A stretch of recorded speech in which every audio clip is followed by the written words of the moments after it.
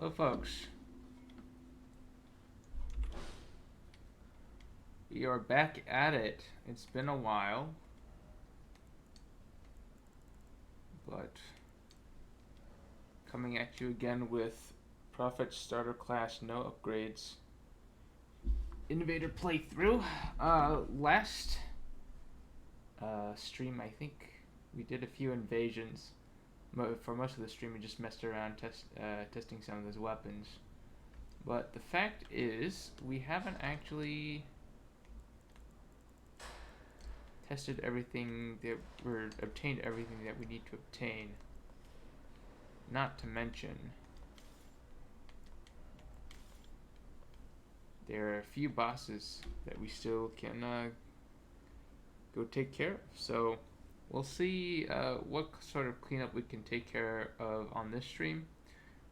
Perhaps we'll do a little farming to get the envoy horns, the easy to get ones, and then maybe we can even do the endgame boss rush and get Godfrey. We'll see.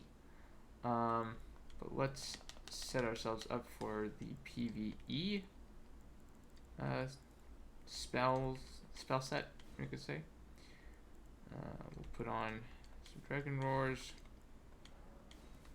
Bleed, and where's Black Flame? There it is. I think that's everything we will need. Let's put Flame Cleanser on there just in case. Oh, and you know what? Since we have the space, we'll throw everything on there. All the PvE tools for killing the PvE. What do we have over here? Let's boost our discovery rate and perhaps, actually, before that, let's go clean up Blythe and get his armor set. I know it's sad, but it has to be done. We gotta put him down. So, well, we don't have to, but it is a modestly poise efficient set. It's not incredible, especially since we're wearing vets. Comparatively speaking, this is far stronger. Wait, there you go. But it is what it is. Oh wait! I don't have the physics mixed. Are we live, by the way? Yeah, we're live. Okay.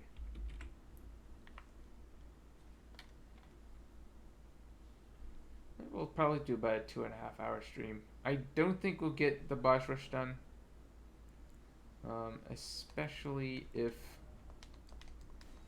I end up farming for a minute.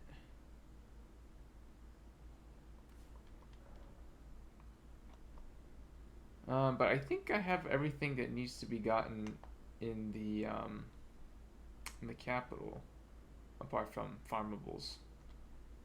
So, okay, there's Blythe. We're gonna have to do it to him. Oh, let's get the post line. Now, honestly, we might as well be just maxing our dung eater at this point. We're not using Tish for a hot minute.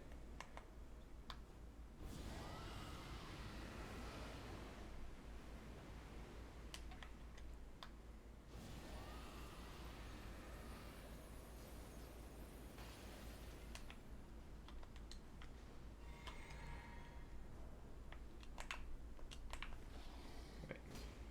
What are you doing, dung eater? Get over here. Okay, we goofed up here. If we want to use blood flies, we gotta put this on.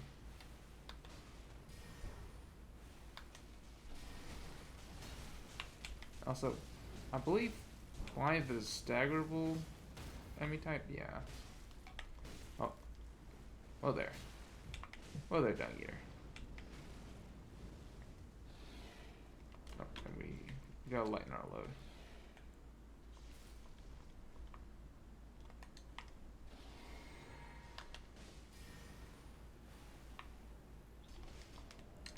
Perhaps remnants? No, that's too heavy.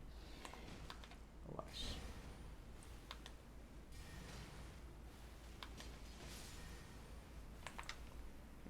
no issue with our friend here. And we got the Blythe Greaves. What's the weight to? 8.5 for 14. Not incredible.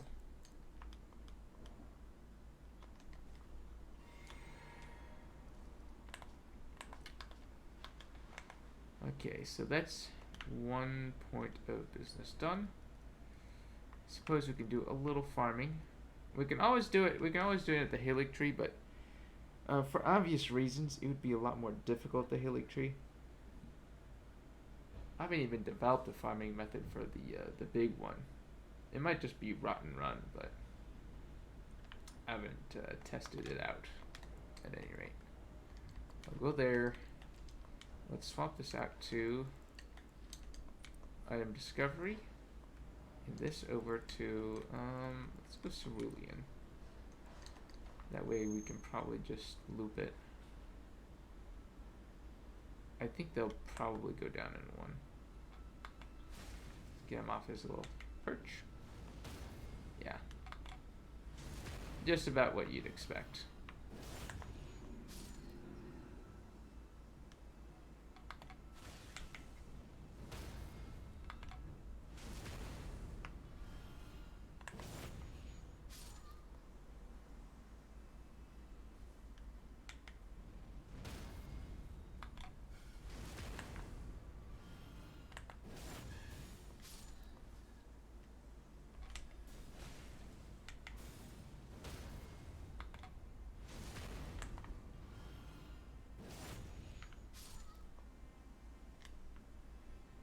Get the big guy as well. Looks like I'll take 2.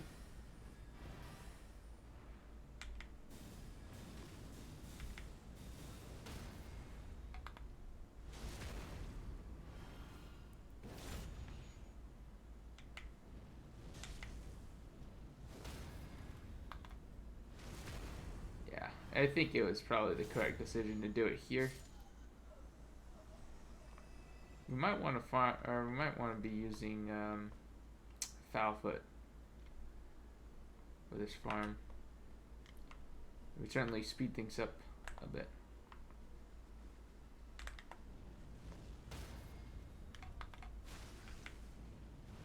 Interesting. Oh, there we go. Well, it might be slivered meat. Nope, Envoy's horn. Is there going to be utility to this outside of cosplay? Not really. Let's be honest, folks. But it is what it is, and you know, it's. I think this is one of the fun parts of doing these low-level Invader playthroughs. Right? You're just trying out all sorts of things that you wouldn't usually get to try out.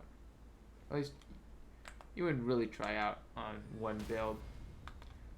It's because it's hard to optimize, but because it's impossible to optimize, you know, you already are, so to speak.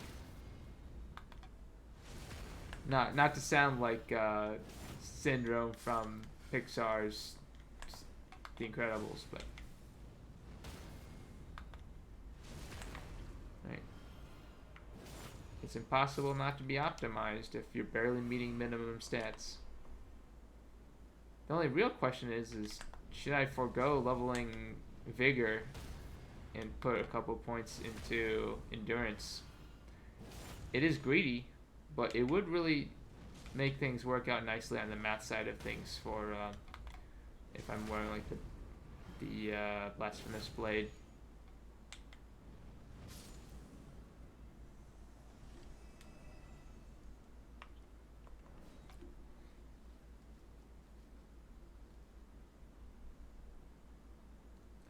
I would consider it preferable.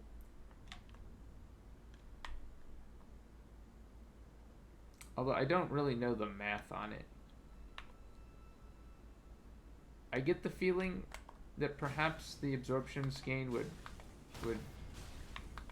outweigh the lack of health, and also just the effective what would you call it? poise, right? The extra poise might do something. You always swap on a talisman or something as well.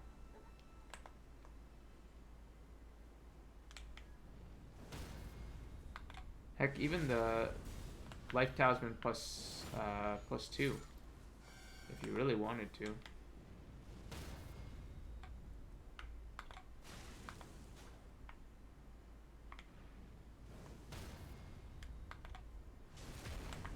That provides like a 9%, I think, something like that.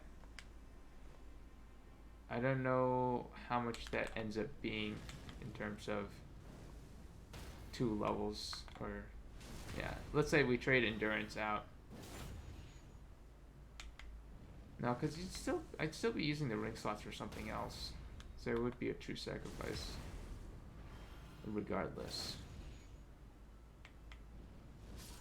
Tough to say. I know, riveting gameplay. But if anybody knows the math on that, let me know.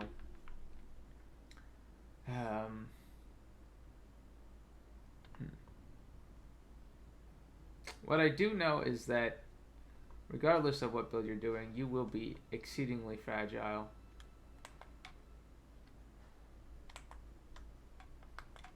Vagabond might be best off, but I'm not sure why I'm doing this. Or if it works. What the heck?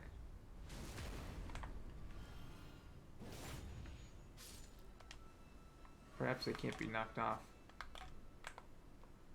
Curiouser and curiouser.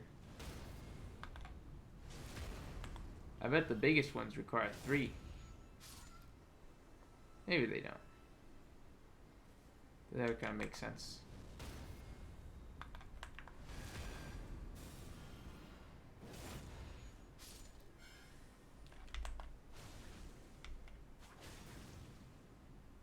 Let's get him off his perch.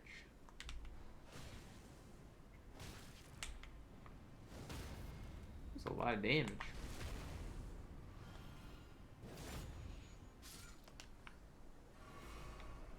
Do I have any silver pickled? Yeah, let's use it. Perhaps I can sprint on him.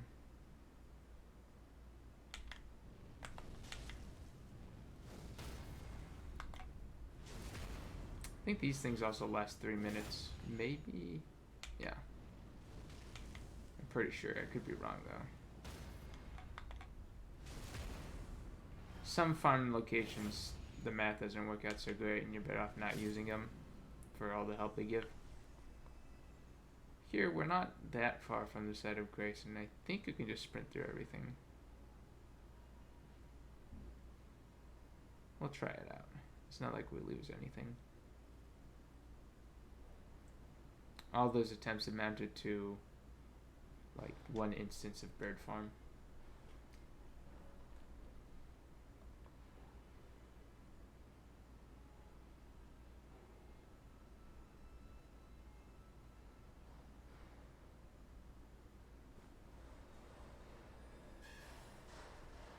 Hopefully this won't come to bite us in the back. I feel like it will though.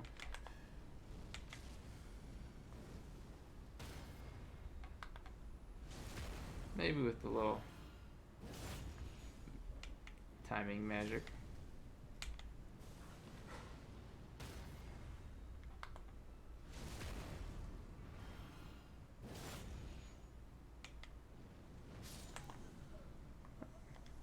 Yeah, strip away flesh. Unfortunate. But yeah, it looks like we can run through here. I don't know if it's consistent.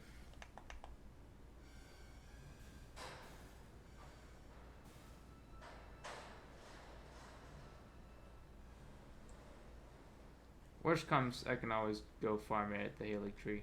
There are ways. Not great ways, but it's essentially the same thing.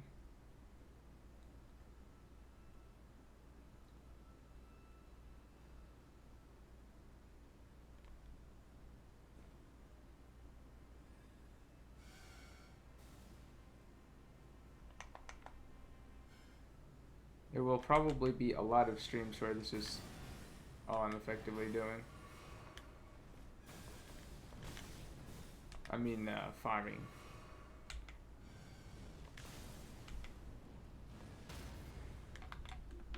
Golly.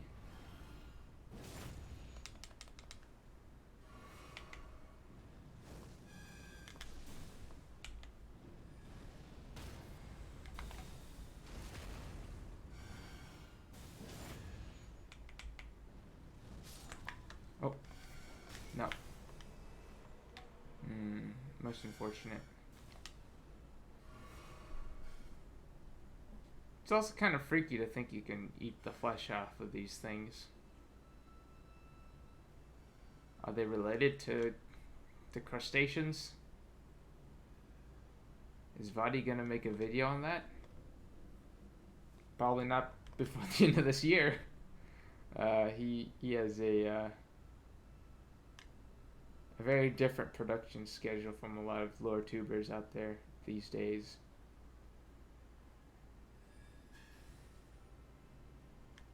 If you know what I mean.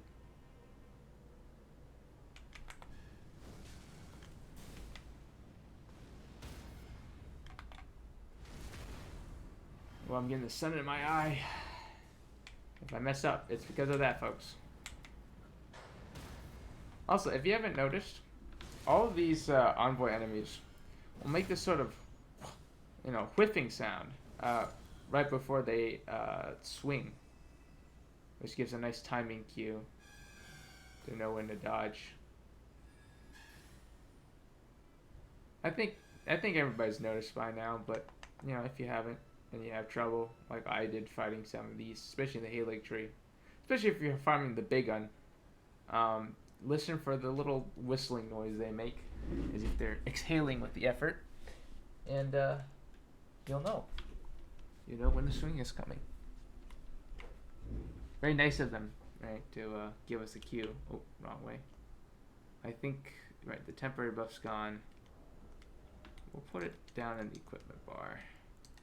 And I'll also show my favorite spot for farming these, although I think there may be a new favorite spot. There's not as many of them, but it's close to a Grace.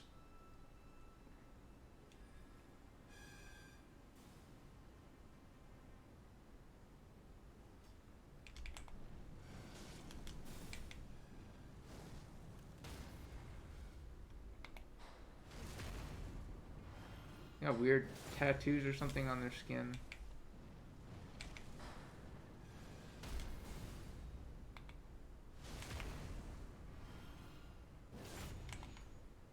These things are truly uncomfortable to contemplate. Oh, and I didn't use the foot. I did not use the foot, folks. Also, sprinting past these, the rest of them makes us have to run back each time. It's not exactly ideal.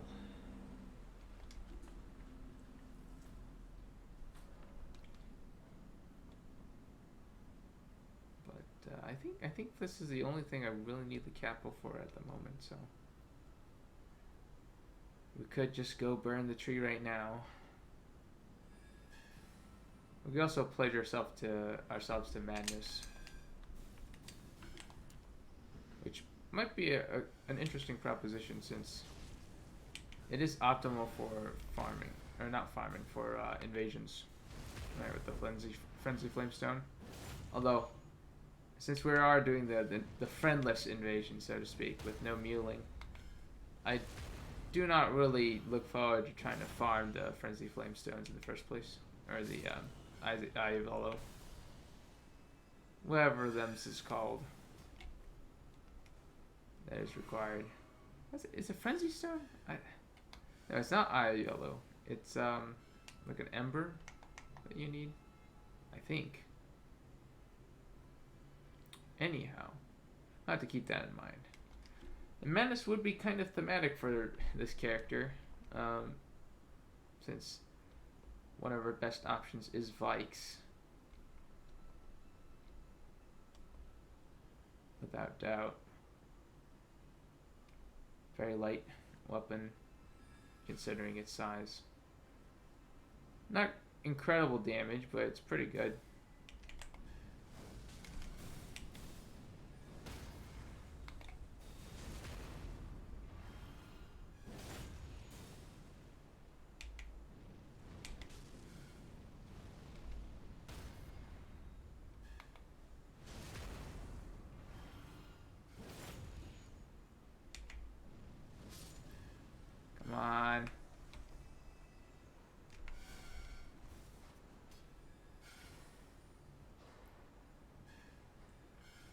This is the unfortunate truth of this game, which is that farming is kind of a pain. I mean, I suppose it's always been a pain in all these games. There's a lot of convenient tools for farming in this game, but there's not a lot of great ways to increase your drop chance.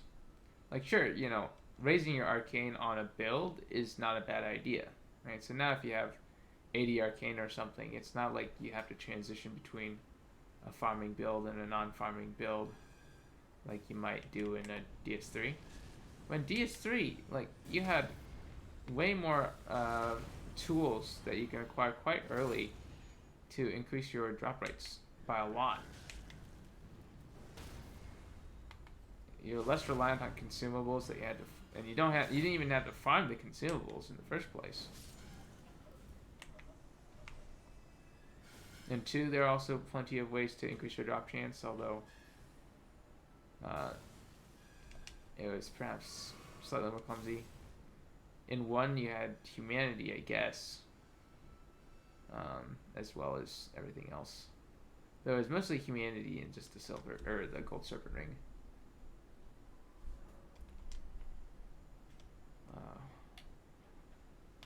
We only have the silver ring and the silver scarab, and it's just not as great as it used to be compared to like a gold serpent +3.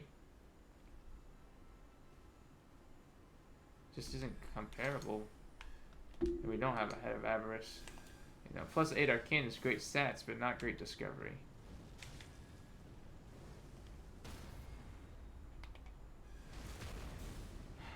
And I'm continually shocked by the fact that there's no arcane not physic. I mean, it might have lore reasons, and I could see why you might not want to just give arcane boosts willy-nilly, but if it's not 10 arcane, I wish they had one that just boosted discovery rates. They have one for keeping your runes. And also there's just a lot of really obscure farm, drop rates in this game. I don't know. I feel like it was an intentional decision that they made because the lack of it is so obvious, and it feels like the implementation wouldn't have been difficult,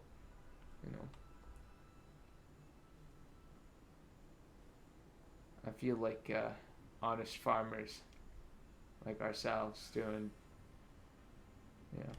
it ain't much, but it ain't much. It really ain't much that we're getting supplied out here.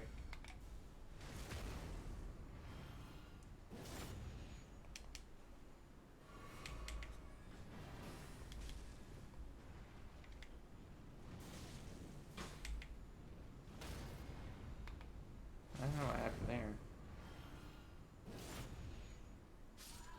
Work out. And still no drop. It is a uncommon drop, or whatever it is. It's a blue coated. I think. I could swear they drop like flies. Maybe it works better in the Halo tree. Because I could swear it dropped all the time in Halo tree. Although maybe that was because I was going for other targets. There's always that. I think it's pure psychology, but there's always that sort of Lego effect to these things. It's like Barliman Butterbur, what Gandalf says about Barliman, right?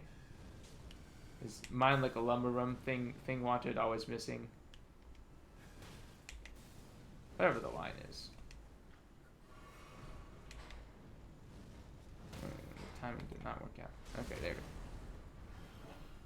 Yeah, but it's always the thing you're missing that never drops. Oh, could this be it?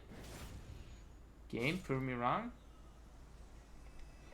Yeah, there we go. Envoy Longhorn. And now we are pretty much ready to burn the capital. Actually, I'm gonna go check because I don't think I picked up the black bow. It's not really something I need on this build, but just because this is a no muling build doesn't mean I can't drop her for someone else, I suppose. Swear I have friends in real life, okay guys? I have friends who play this game. Um, Stuck in the mindset of Dark Souls 3 here. And the balcony.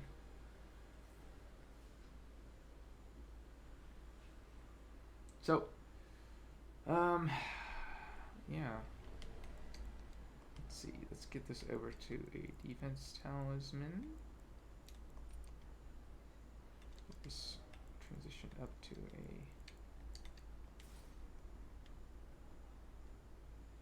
everyone, and then I think is it just over here somewhere? No, it's not. It's over this way.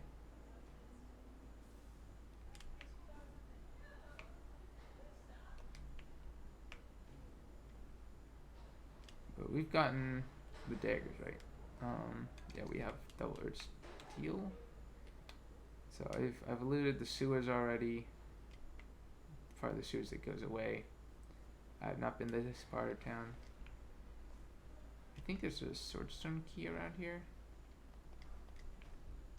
Oh yeah, it's that thing. Not sure if I need one at this point, but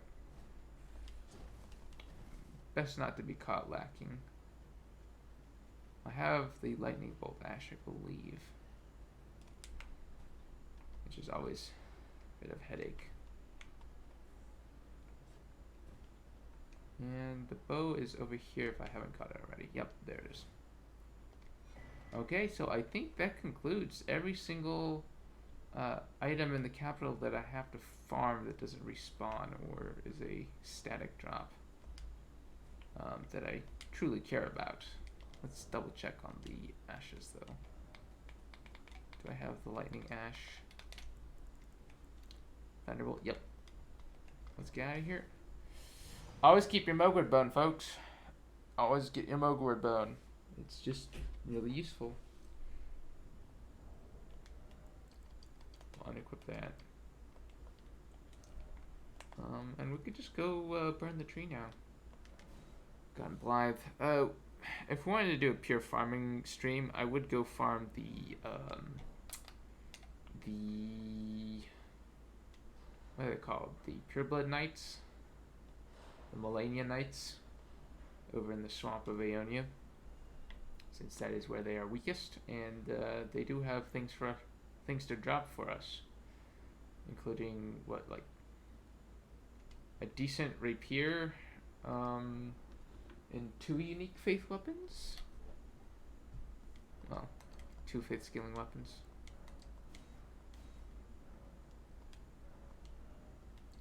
Let's get some more.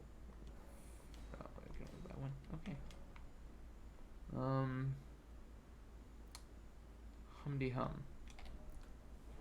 Yeah, I suppose we can burn the tree. Is there anything that needs to be done before then? I already got the Nefeli Lu questline advanced, right? I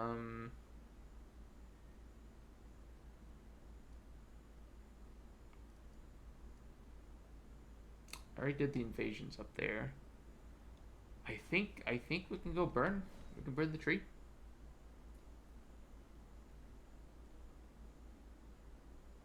Oh, I suppose I could also take care of Tanith and her knight, which would grant me the awesome powers of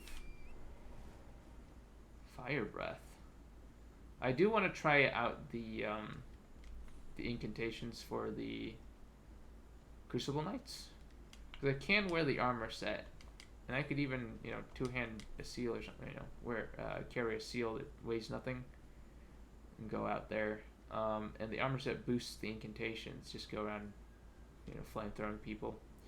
Maybe do a little Earthsteel Dagger. We could even do the Ordovus Greatsword cosplay kind of thing. Although it's a little heavy for that.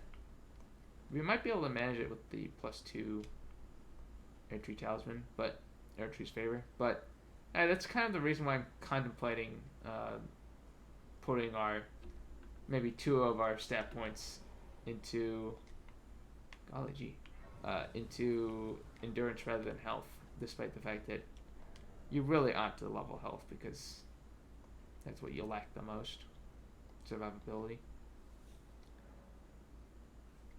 Anyhow, Elena, we're gonna burn the place down. I'm ready. Oh, I should have changed my armor set so I don't look so goofy. I indeed look extremely goofy. Well, it's a price we're gonna have to pay.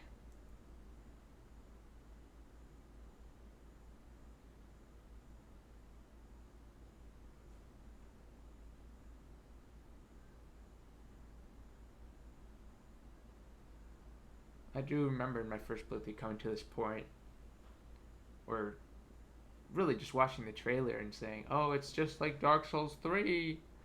Oh my goodness, they did it again.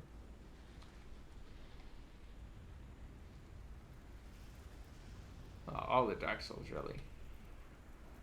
It's really pleasant, though.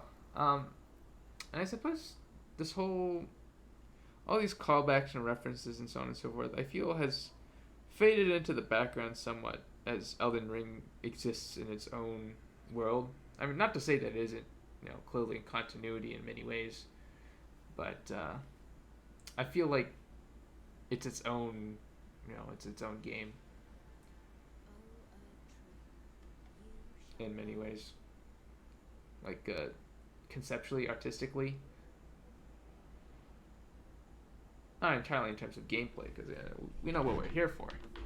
Although it very is, it certainly is mechanically distinct from all the other Dark Souls. And in many ways, it is an improvement. But you're not here to hear me talking about that.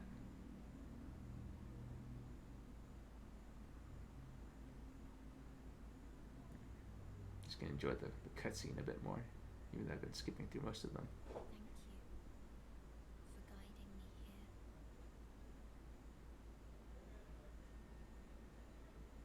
Oh, did I get the Blade of Calling? I feel like I didn't. Yeah, I messed around with the elevator and then screwed it up. Well, we know what to do once we get the first grace.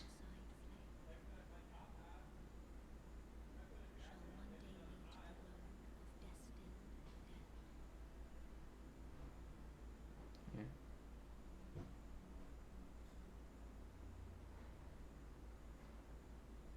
Destined death is what happens when I show up in an invasion and there's 2 bleed builds and a caster.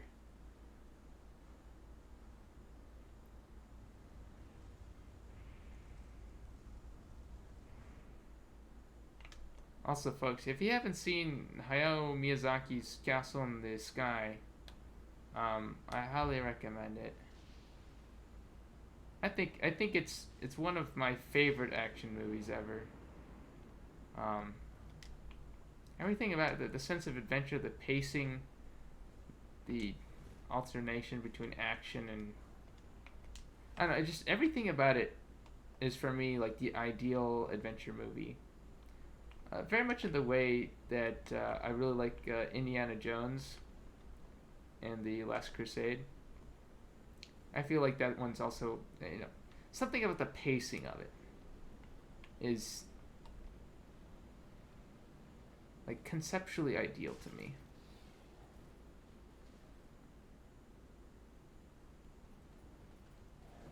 But I only bring it up because, the design of this place feels very much inspired by Castle in the Sky. Like the sort of rotundity of the whole flying temple and all that. Also, the golems, right? The golems look just like the robot, the Laputan robot.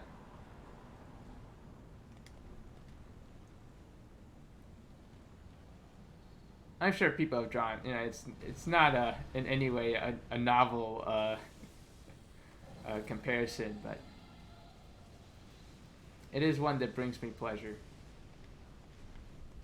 Dragons with grease. Does anybody ever use that stuff? I've used it like once or twice. It never felt any significant difference. We will possibly come back and kill this dragon. I've done it before, but it's a huge pain.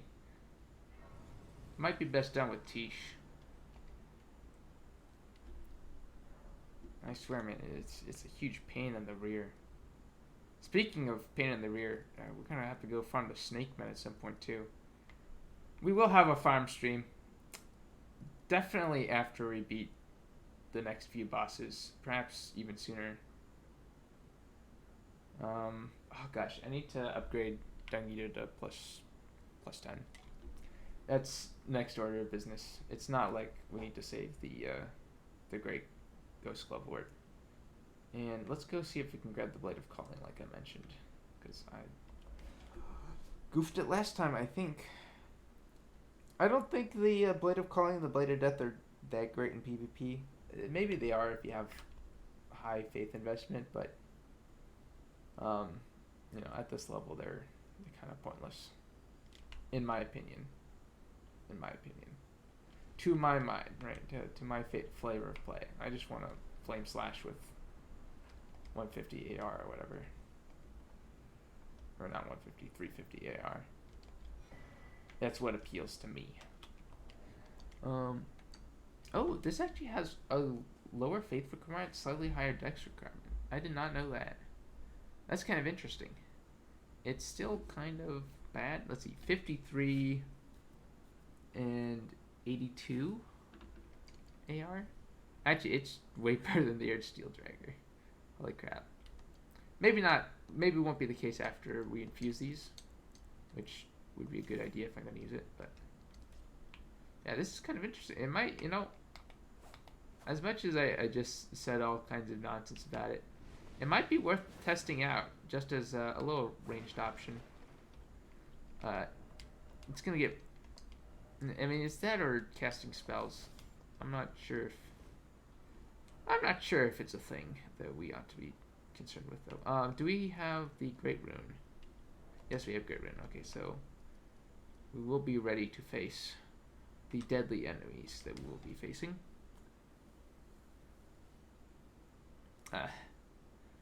As ready as we can be, at least. Let's swap this out for Bloodhound Step, actually. And this can go over to something else. Perhaps a little resistance. This will go over to something lighter, question mark. Yeah, there you go. Not the greatest look, but I think this will do what we wanted to. And, oh, that reminds me. Oh, that's not the prayer book.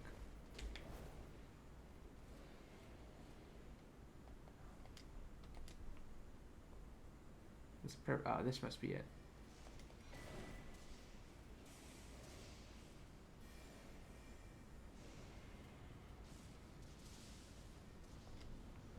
There's a Pickers.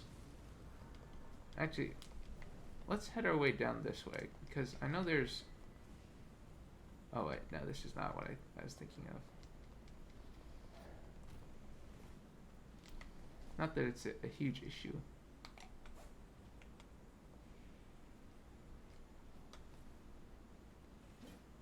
What's going on with the Prince of Death around here? No, we may never know.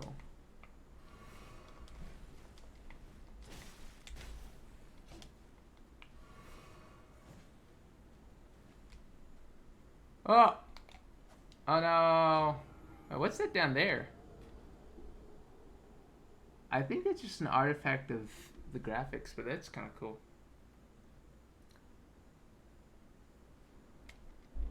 I should have followed the instructions. I also probably should have put some crab on. I forgot my own commandment of eat crab.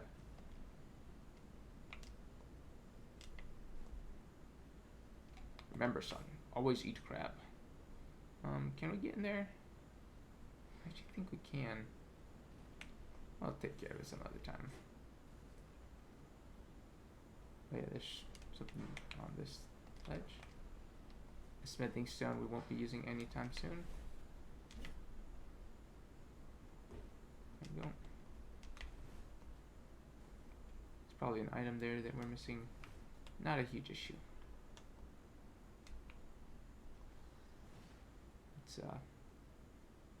These graces are pretty close to each other, probably because it's easy to die around here. Anyway, we are right up against uh, one of the most disliked boss fights in the game. Although the change to the AI has helped, or so I hear. Oh, there's another. There's a way to grab the grace down there, isn't there? We could figure it out, or we could just ignore it. I wonder if you can jump around.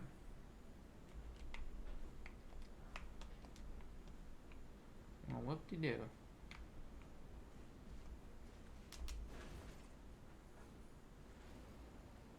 Let's just not go in the boss arena quite yet. We'll also be killing Nightburn all.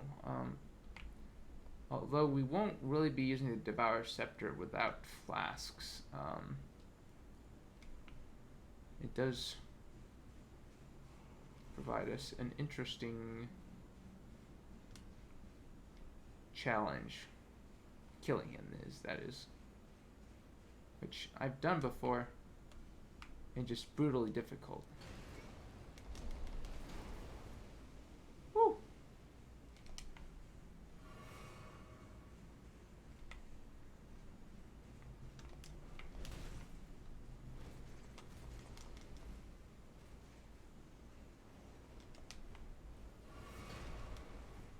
Is it this way?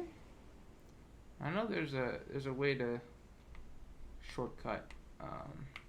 This is definitely not it. Oof, boy. Well, I guess we won't need it.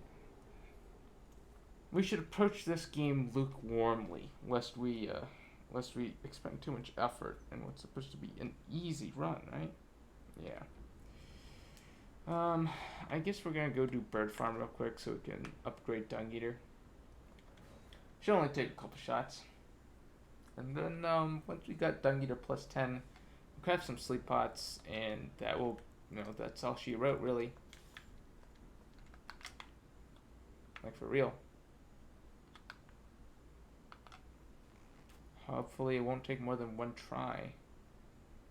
Certainly didn't on my bandit. Although I think I was using Tish. Hopefully that's not gonna make a huge difference.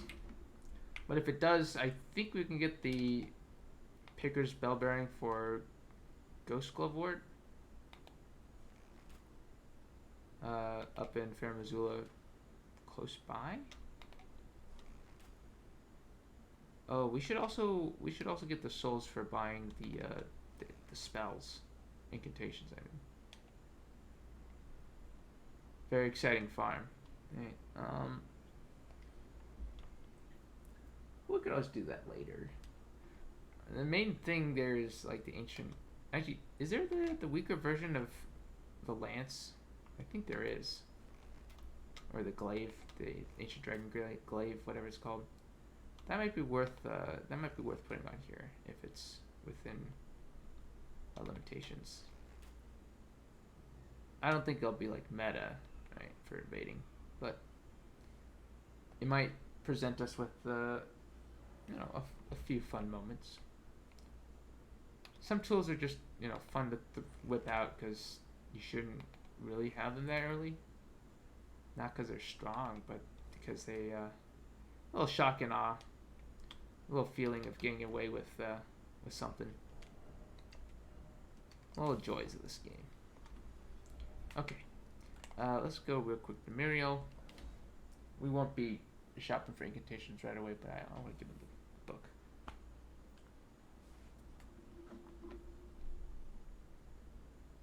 Because he's a cool turtle. Yeah. Good deal. Give a prayer book. Yeah. Oh, that's right. And now that the capital's burned, I do believe we can get Goldmast's gear as well. Okay, so this is not too expensive. And only 26 faith. That actually is usable. I don't know if it's as effective as we'll hope it will be, due to incantation scaling. But you know, it will be funny to show up and just blast that.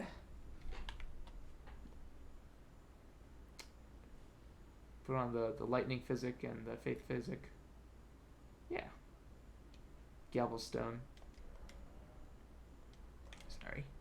Oh wait, let's give them offer bell bearing somber miners. That gives us some things. Where's the glowworm pickers though? I don't remember. Roderica.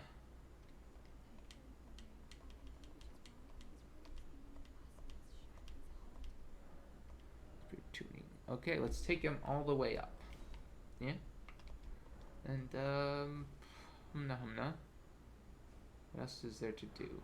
Right, the whole gold mask affair. We took some time to make sure that that was all accomplished, didn't we? So we gotta get that cleared up.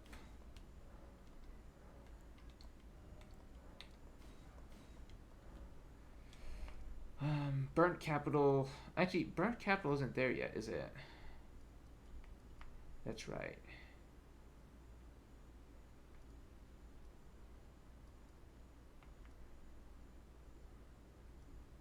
Okay, so they're still there. That'll be a while yet then. Keep forgetting these things. So we got the big dung eater. Let's make some sleep pots. I don't think they're necessary, but they don't hurt. So let's make, let's say 10 of them. We'll put that here.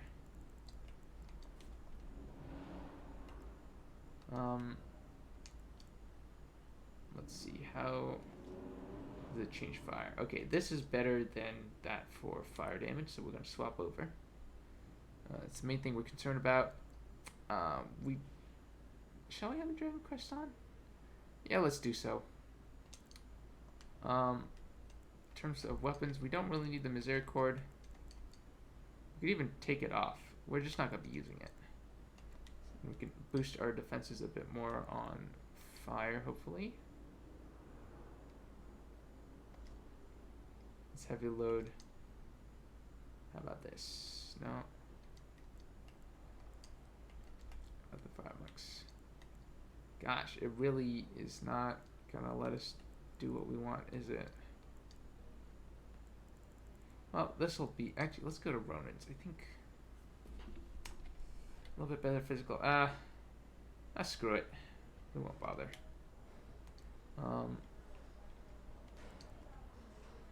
But we will want this. Actually, you know what we do want? We probably want percent health damage coming from Black Knife. Which means we're going to have to swap down to a lighter. I guess they'll have to be made in gloves. Alright. And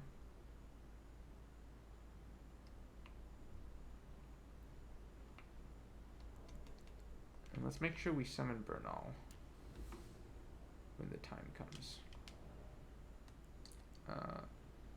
Oh, that's right. We're gonna need. Let's try that, and hopefully we won't get goofed. Yeah.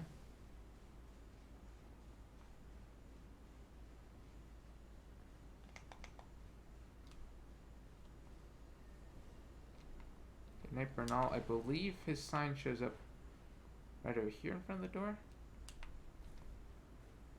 Yeah.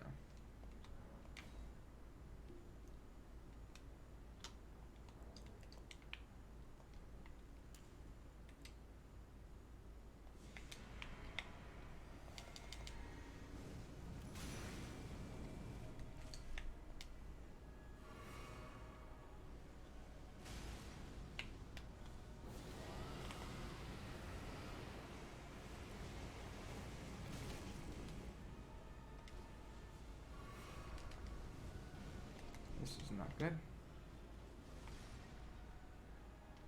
It's also not good.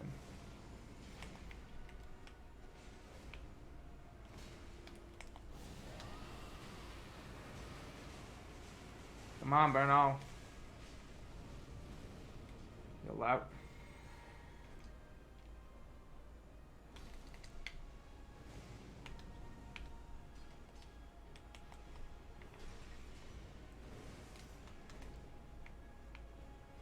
Ah, Bernal's being uncooperative.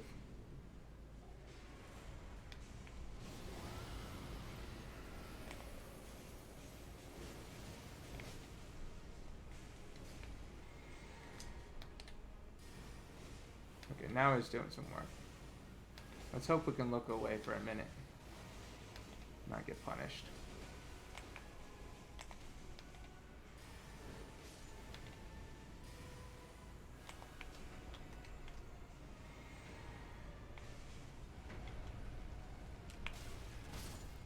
Nope.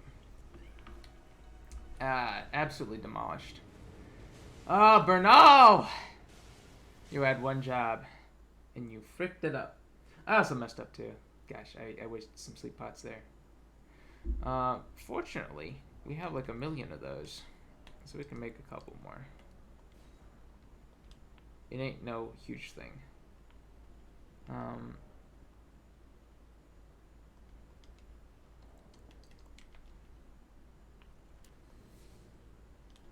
You know, let's... No. That's the greed speaking. Speaking of greed.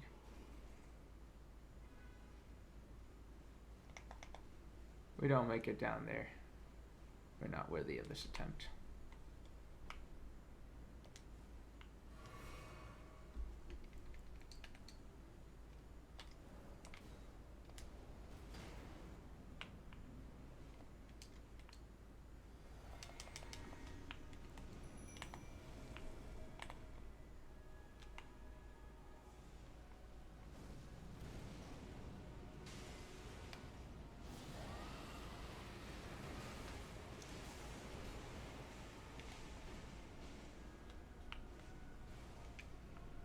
Come on, Bernal. You dongus.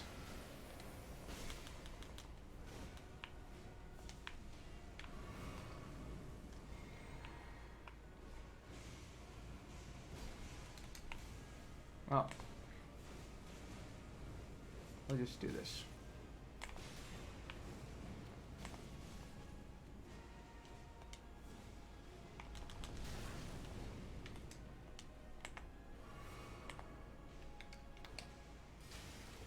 Got me in a leeway. That should do the trick. Gosh, Dungear's getting destroyed though. Bernal.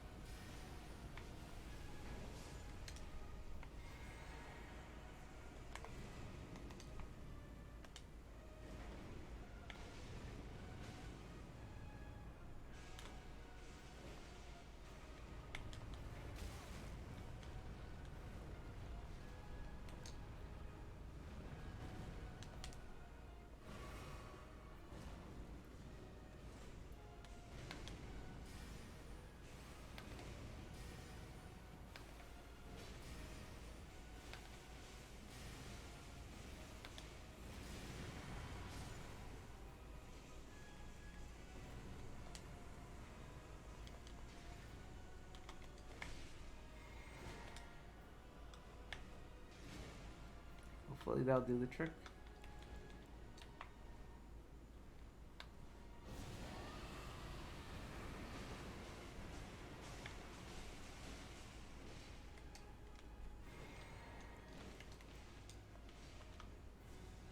Come on, Bernal.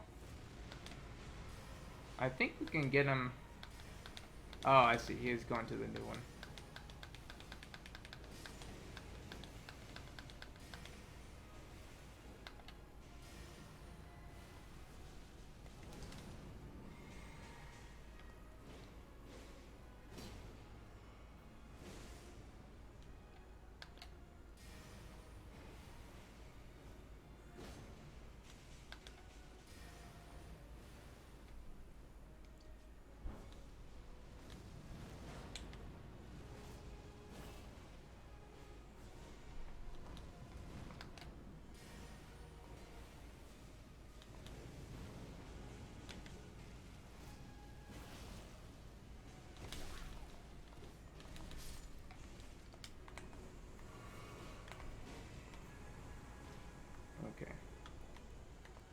gonna use the Starlight Shard. I don't want to do this again.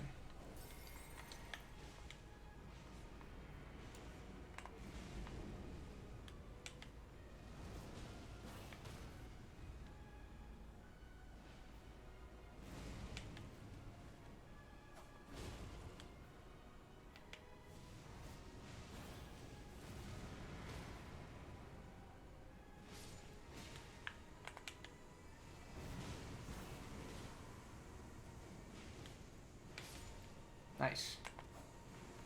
This is the... Yeah, I really didn't want to do that again. I totally could have, but gosh, the burn all getting distracted by the Knights of the Door was not fun.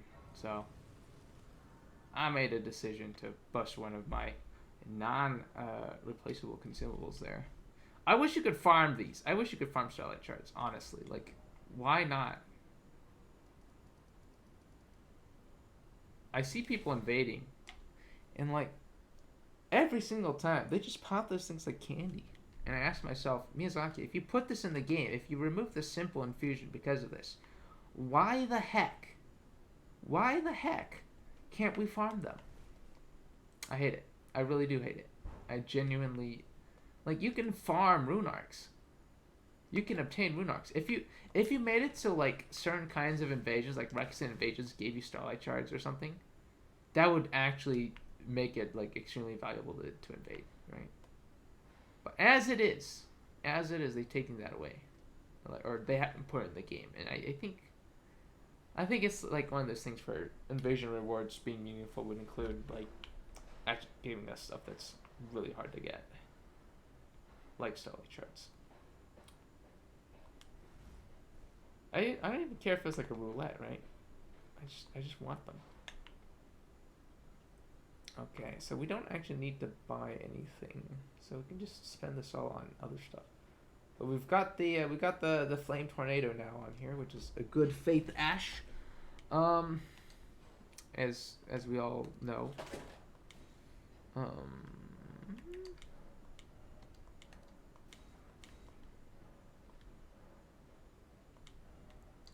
Sanctuary stones.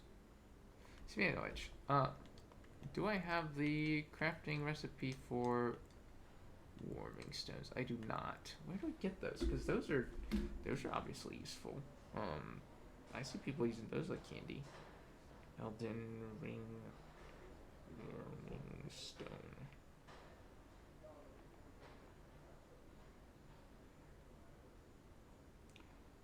The fact that it's craftable is nice, right? Because they removed warmth, the spell, but and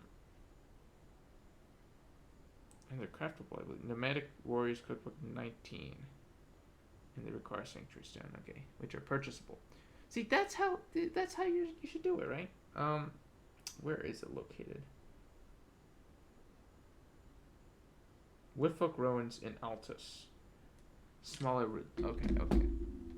We'll go there in a minute. We'll just buy ingredients, I guess. Very cool. What shall we infuse? I'm partial to halberd for this, but we could put it on something else. I just like halberds, you know. Ashes of War. What's a halberd that we have? Put it on just the normal halberd for now, if we so desire. Black Flame Tornado. Flame Art. Flame Art is gonna do, wow, just more damage. Very nice.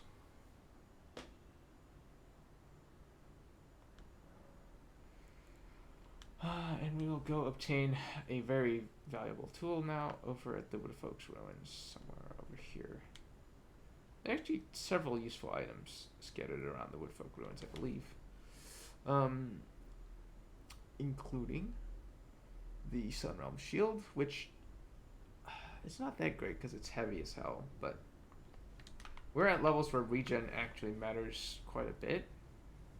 Obviously, our best regen is coming from Bestial Vitality, I think. I don't think the ring, like the Sun Princess ring, does not give us that much regen, even at low levels, percentage-wise. I mean, 2 health. It's like 2 health every second or something, a little bit less. And we want to have it, obviously, but it just doesn't do as much as I'd like it to do. Is it this way? The wood folks ruins are spread all around, so I'm not exactly sure where this or that is going to be. Oh. Ah, there it is.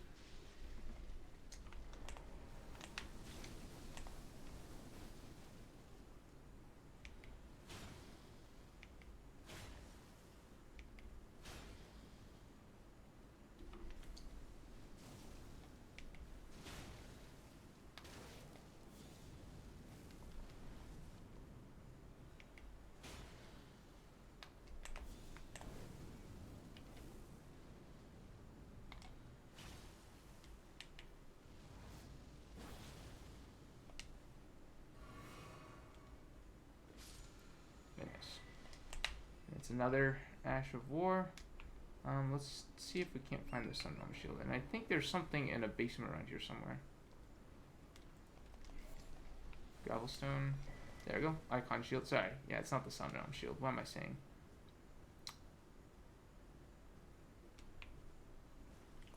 What am I even saying? A bunch of nonsense is what I'm saying.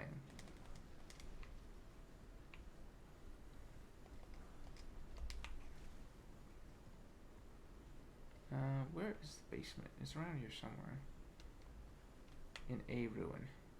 Hopefully. Could it be this one?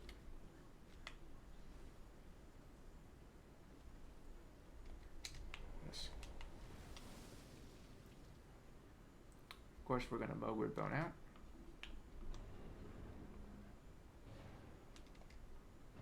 Unless they de-aggro. Wrath of Gold, that's right. Okay, so that was successful. Item crafting. We can now make warming stones. Hell yeah! We can even buy some of the harder to get ingredients.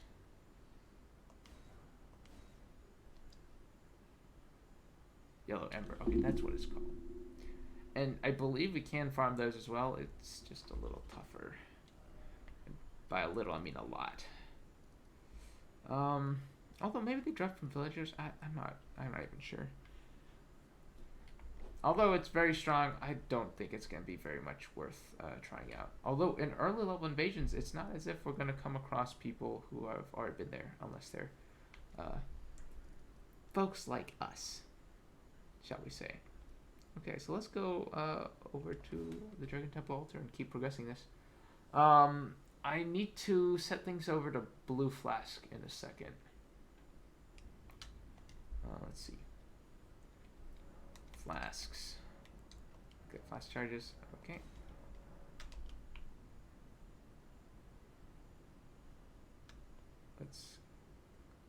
Let's go. Not this way, over here. I think. This way? Oh, that can't be it. It must be over there. I'm a very smart person, guys. I'm very smart. Nice. Summoning pool. In case, in case one of you wants to summon me instead of burn all, I am available. It's not recommended, but I am available. We're about to have a less than fun time getting around here. Is it this way?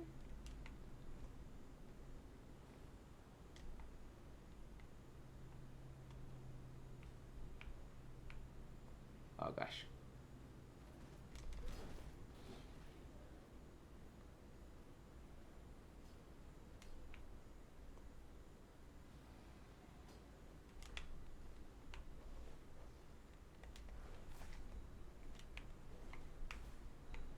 Scary, scary. I think it's this way, right? Yeah. We need to find. We need to find the lift. Is it this way? No, this is not the way. However, I I think we can get across this way somewhere.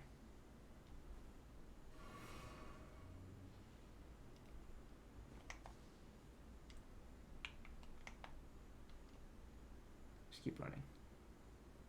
There is a sentinel, or sorry, what you call it? A knight over there. We will ignore him. We will run past him, and we will not deal with him. Yes. Elden Ring is easy, guys. Definitely didn't die a whole bunch coming here. Oh, we can get the dragon set around here, and this is not the way we're supposed to do this. Let's do it the proper way. Of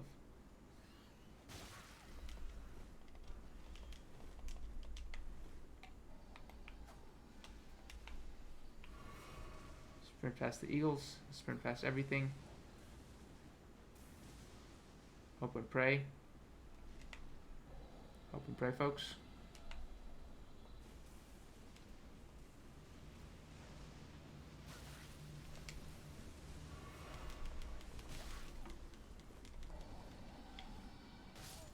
Ah! I should have probably swapped to the walk. Might even be worth light rolling here. But yeah. Look, I'm just saying. These pansies are like, we're level 150 and we're still getting our asses eaten by the hawks. Can kindly shove off. I know I'm being a little rude about this, but like for real, man. Oh. But for real though, I'll make it through. I'll make it through easier than these people. I shouldn't be mean. You know, I get it. You know, you're co-oping. You gotta kill these things because there's two of you and all that. But like, for real though. For real though, folks. Like, it's not that hard. Again, I'm getting this close just sprinting through as a complete nutter ape, right? So,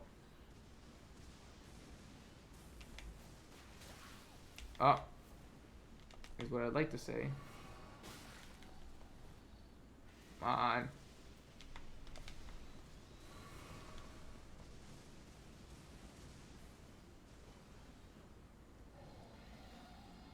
It was a lot easier before the nerf.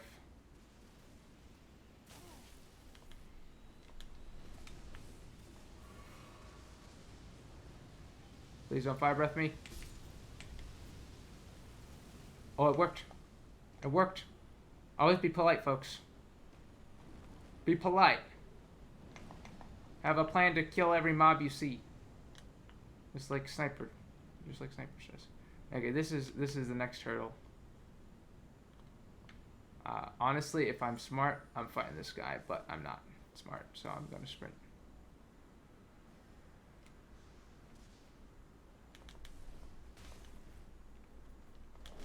No! I goofed. I thought I could make the jump. I should have just sprinted and healed. Like, fifth time's the charm, my fifth time. Not like we're chewing through any particularly precious resources.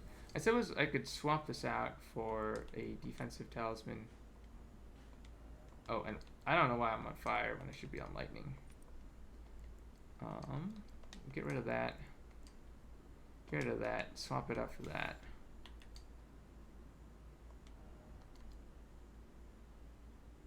I think that's looking a little better.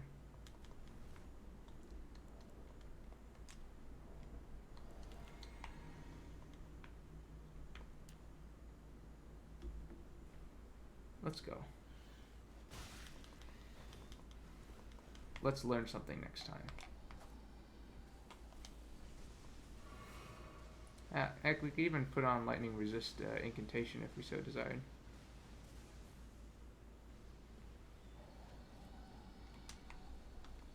Remember, the mobs can't hit you if you say no. So say no. Yeah, sprinting has always been traditionally one of the best strategies for getting past any of these.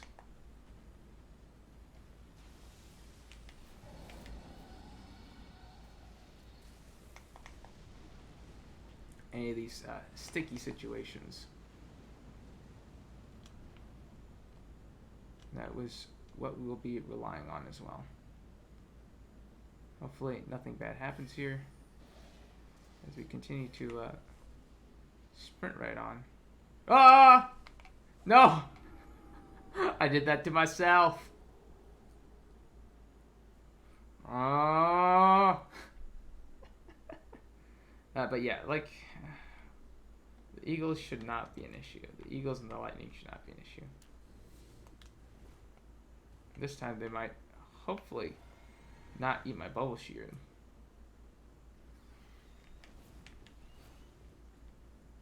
There we go. And then just sprint. Just sprint.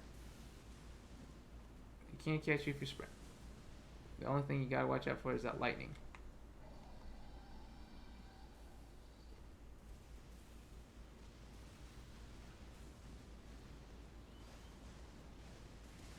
Yeah. The mobs literally cannot catch me. The dragon might be able to, but if I preserve this bubble buff. Oh no, what the hell? What the hell, dragon? You for real? I mean, I saw him trying that shit, but I didn't think he'd go through with it. I didn't think he'd get that close. You know what I'm saying? Yeah, the key here is to keep moving.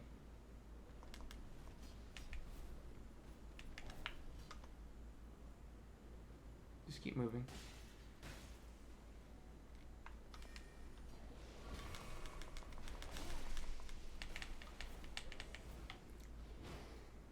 Whew.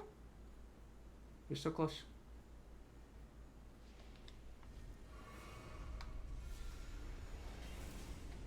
Okay. Oh, we made it to the lift. Folks, it's just that easy. And a little bit scary too, I think. Look, I didn't wet myself, but if I was a weaker man or an older man, I might. I suppose that's inevitable if you get that age. Okay, enough of these kinds of jokes. Very, very monetizable jokes. We are going to do the cheese, which I've done before on this channel, on my YouTube channel. But we get to see the whole thing here. And it's the cheese where we just wait around, right? And we're going to have a nice, wonderful talk. Let's see. Let's do the physics here. Flasks, there we go. One of these days I'll learn how the menu works. Okay, so we want a lot of blue. And then we're going to want to make our footsteps quiet as well, I think. But apart from that, basically nothing matters. So let's give ourselves a little faith. Let's give ourselves... yeah, but let's make ourselves quiet. Where's the quiet button? Just wouldn't help us. Alright. And basically, we're just going to walk up behind him. Right? And I do this not just because I'm lazy, but because I've tried like the rot breath method on this particular Draconic Sentinel, and he just demolishes if you do that. He demolishes you, so I would not bother. So make sure to crouch while you're invisible. Just get up there. Just get up there. He'll eventually stop walking, and we'll keep facing out. And at that point, you've won.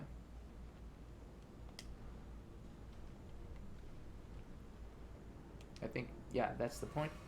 Okay. So let's do it, folks.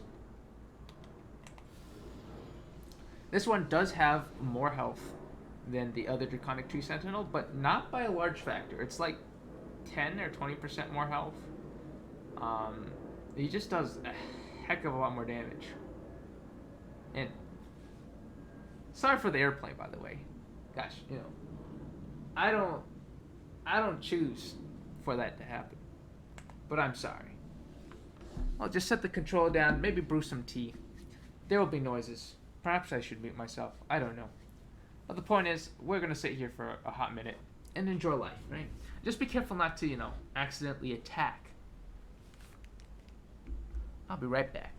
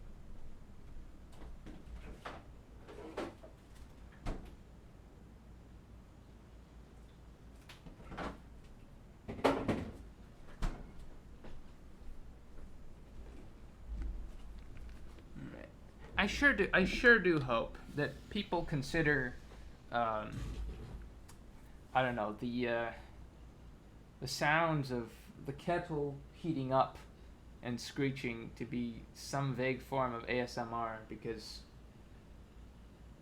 that may become a frequent fixture.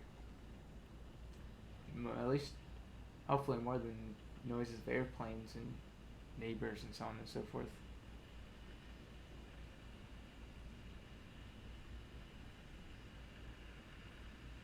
Where was I?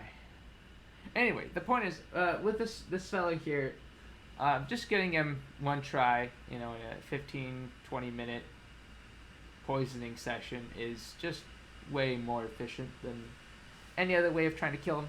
Like, I've had him kill me with lightning from the other side of the bridge, like through the stonework of the bridge. I'm not gonna try it. It's obnoxious, and if you just want the challenge of being a draconic tree sentinel, go kill the one by the gate. That one you could probably do by brute forcing it. Do not bother with this one. I mean, of course, if you're doing one of these low-level builds, if you're, if you got the damage, just do it, right? Just no hit or something, whatever. But you got to pick your challenges in this game, and we've picked some challenges that we probably shouldn't have for this video series, because we're supposed to do everything as easy as possible. But we're not doing it here. We're not doing it on this one. I know better. Of course, the next fight after this, Malekith, is a toughie, to put it lightly. I think what we're going to do is we're going to light roll. We're going to put on a bunch of Holy Resist and basically let Dung Eater solo phase 1 along with Rot Breath and maybe a little Blood Flies out. Phase 2, there's only one goal. There's only one goal in phase 2, and that's to apply Rot Breath and then get him in a Poise Loop. You can Flame of the Red Mains him twice before he escapes his stagger recovery, and then he'll get staggered again. So he loops infinitely. You even have time to drink a flask, in fact, if you need to, after a stagger. But the hard part really is surviving long enough to get a Rot Breath off in phase 2, and then go in and get that done as well. I think it is, once you get it done, safer than the alternative method, which is alternating with Ice Breath and just running around. And it certainly makes phase 1 easier. I know Oliver, our man Oliver, did that method, and it works. But I think just coin flipping for the Rot Breath is going to be a less mentally straining strat, because you only have like 2 points, so to speak, of extreme difficulty in the fight. Because like phase one is easy, right? Your Rot Breath, you're on the way, you let Dung Eater do it. Heck, it's even if you don't let Dung Eater do it. as Oliver has shown us. But also, pay attention to the numbers, right? When you're poisoning enemies, it'll do like a consistent set amount, and it's good to take note of what that amount is so that when it's about time to reset, you'll be ready. On this enemy, it's about 1400, I think, right? Which is a bit over 10%, I think. Or is it a bit under? I forget. The point is, it's like a little timer. Keep an eye on it. If you know what the set amounts are, you can also calculate how much blue you're gonna need, so on and so forth. The nice thing about so everybody knows that the resistances on enemies go up after you inflict them with the status condition, and I think there's like an illusory wall video on this, but I think there's like 3 or 4 stages, and after the last stage, it ceases to go up. It just stays fixed, I believe. And you can see this with the Draconic Tree Sentinel here, because at no point will we have to miss him more than twice, I think, to poison him, right? Which caps the number of times we have to apply or cast the spell. So I think we do have way too much blue, actually. We don't need this much, but at least on this character. There are going to be setups where you have less FP because you have lower mind, and you'll have to regulate slightly differently there. Oh gosh, mind is such a wasted stat, honestly, on Prophet. Like, we could do with a lot less mind. But the same is said of the astrologer, I suppose. Oh, I forgot my boiling water. I'll be right back.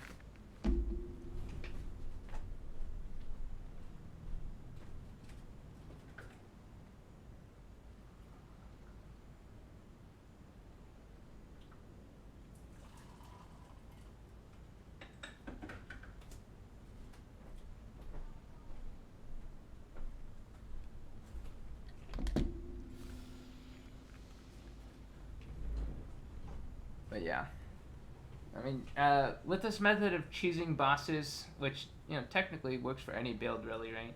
Because you're not investing in stats.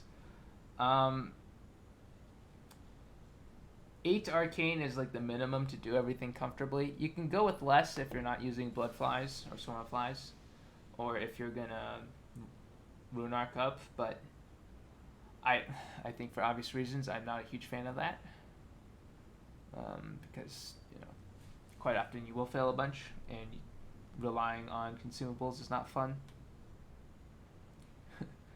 As I think I've made clear just earlier in the previous boss fight. So that's like I feel like the only downside of the Vagabond, really, right? Perfectly aligned stats, except for lacking 1 arcane for PvE purposes. It's sad. Also, the fact that there's no arcane version of the Heirloom Talisman is interesting to me. Imagine if there was one. That would really open up stuff. It would really help the bandit build, for one. Because then I think you can use the Mogwin Sacred Spear without a Source Seal. Same goes for the Executioner's Sword, the Marae Executioner's Sword. That would make them a lot more viable at low level. I mean, as it is, that you still probably are drinking a physic to use them, but at least, for heaven's sake, you don't need to make yourself, die in one hit. Sorry, where was it going with this? Right. So, yeah, this weird, I want to say discrimination against arcane in terms of build bonuses. I kind of get it, because it is disgusting and stats effects are OP, and the dragon incantation, or it's the dragon communion seal is also kind of busted, all sorts of stuff. But man, what it does to our ability to farm, for example, is just unfathomable, really. I don't know why they do this. I wish they didn't. It would make our experience just a bit smoother, and my low level builds just a little bit better. Whereas, dexterity gets 2 rings. Gee, Dex, why does your mom let you have? Why does Miyazaki let you have 2 rings? Yeah, pretty much.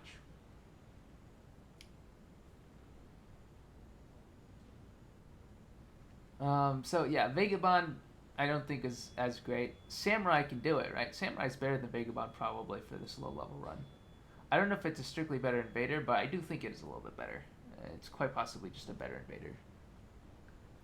Although, right, 20 decks does mean cancer incoming, right? You got your whoosh whoosh whoosh.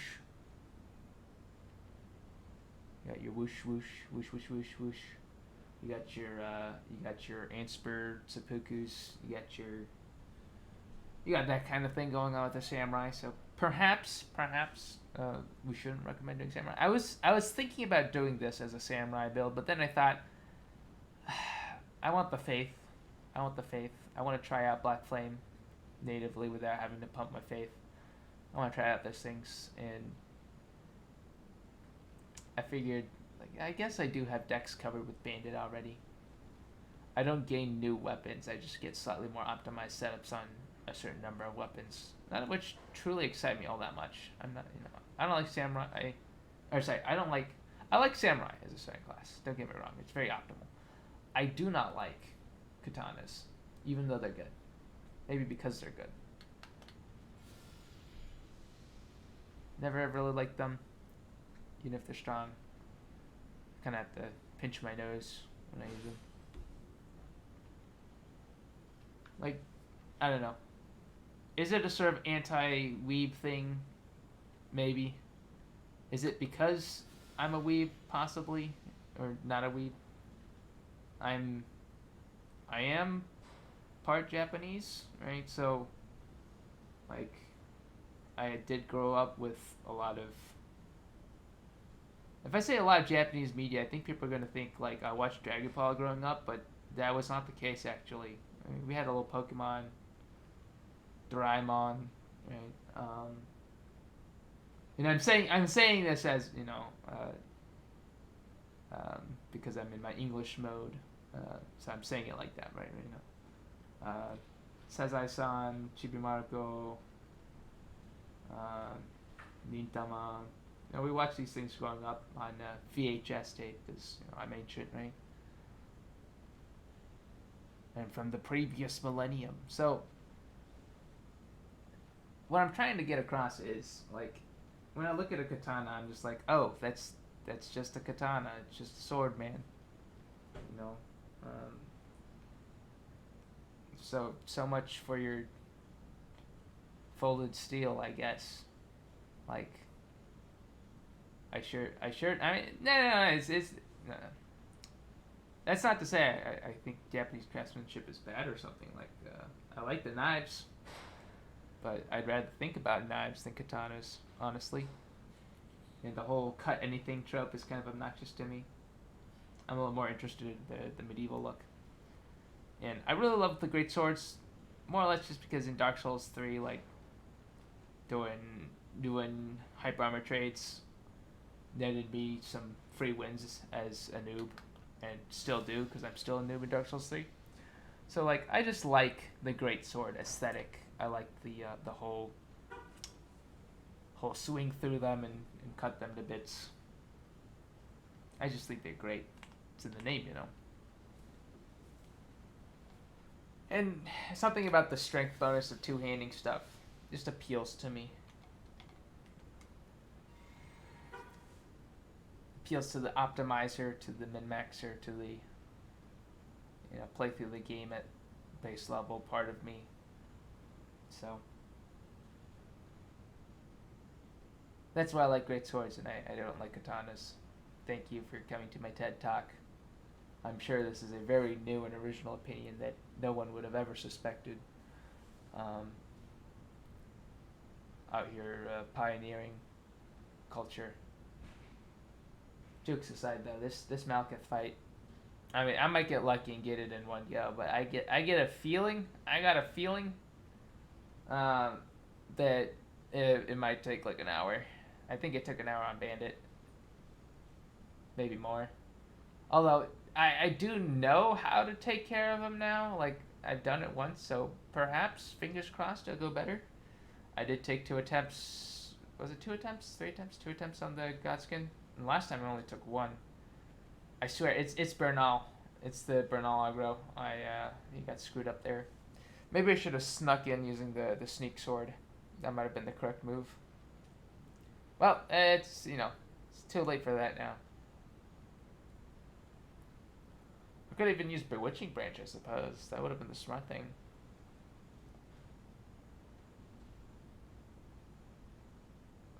I mean, where else are you gonna use it? Unless you're Tantra's tonguing or something. There's not a lot of other places to use it. Well, it is what it is, right? And we are 1 or 2 poisonings away from ending this guy's life, which is nice. It's nice. Let's not screw it up by dropping the controller in an untimely fashion. Oh, that's right, and I think the tea will be done as well. I probably left it a little too long.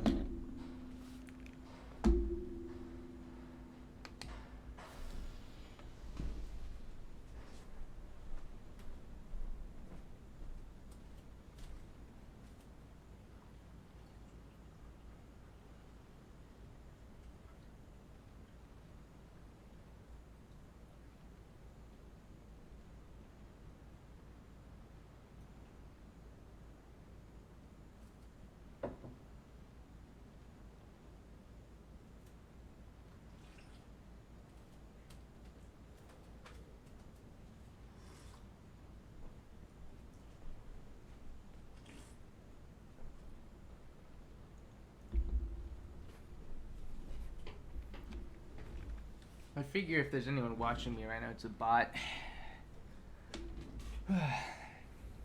No one's here to share my delight in tea with me. I can't be blamed, right?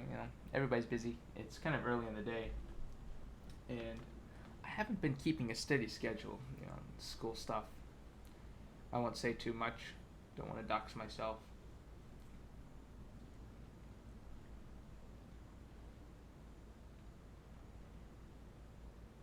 But it is going to be a rather busy time for me the next few months and further on. So don't expect too much content coming out of here. This is just my way to relax and unwind, and it may be quite a while before any of this material ends up being edited. I know I promised it, but that may be a while. Maybe quite a while. I could just kill him off without poisoning because it's so dang low. I could just black knife him.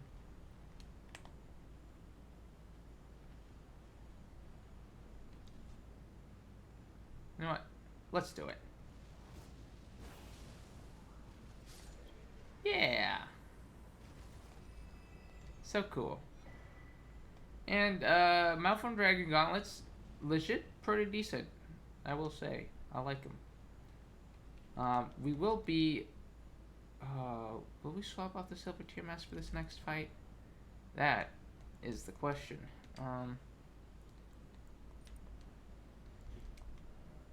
Maybe I should be getting like the +2 versions of the defense talismans as well. Perhaps before I do this fight, I will.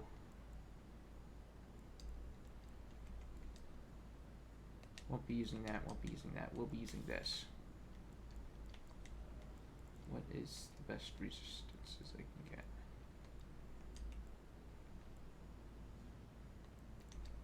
Glides. Bad. Well, we'll use the souls. Is there anything I need to do before I burn this place down? I really ought to think that through.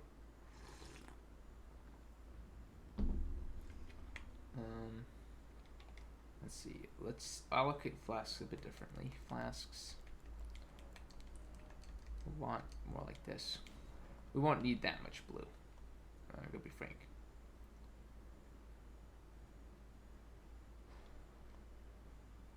Oh, it was so much easier with Bandit because I could use blood flies natively. I might not even end up using blood flies much at all.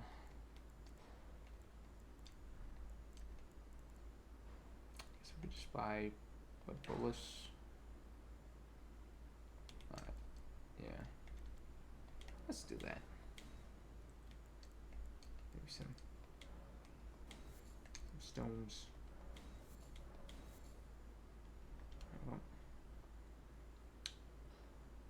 Alrighty, and let's swap our memorizations out as well. Should I go to light roll? It might help, but I don't think it'll be an issue, honestly.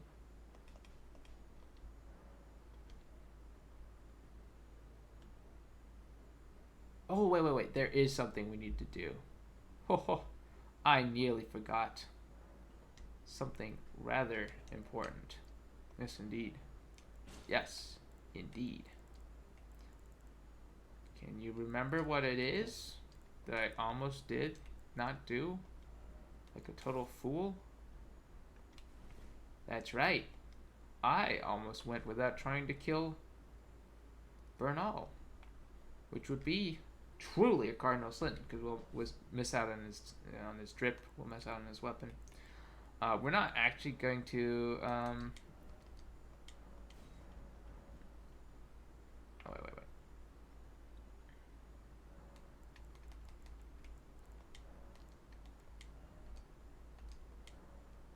I think 3 blue will be more than enough. Yeah, that was close. Whew. Well, implying we might have taken out Malekith fast enough to remember or for that to come up. But yes, yes, we shall kill Bernal. We'll loot this area first. Not for everything, but for some things. Where der heck is it? Over this way? I can't remember. I don't think it is.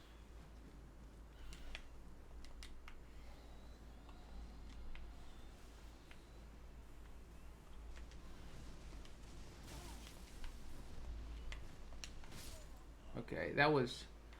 Is it dropping down there? Oh, it was dropping down there, wasn't it? Oops. Don't worry, folks. We make mistakes around here. Yeah, Bernal. We're gonna use, the usual against him. And if you don't know what the usual is by now, you may be new around here. By the usual, I mean, you son of a gun. By the usual, oops. I mean, rotten blood flies, which you can see right here. We might finish him off with the Blade of Culling, but probably not. Perhaps I should replace that, in fact. Just because once in a while, you will find it a little bit easier to dodge him using different tools. AKA Bloodhound Claws. Oh, and actually there is something I need to clear out on the roof, I think. We'll see. Hopefully not. And it doesn't matter what flasks you use since they do refill. Actually, no, this isn't. You don't invade them, they invade you. That's right. Drake Knight set. I'm not a huge fan of all the protuberances on this set. So if you like this set, sorry but not sorry, I guess. I like the boots. I like the way the armor looks. Poise is kind of crap though, unfortunately.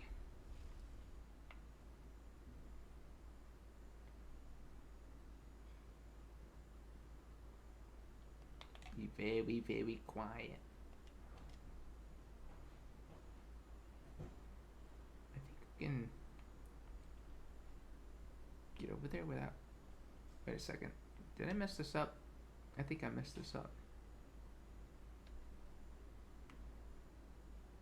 We gotta be up there.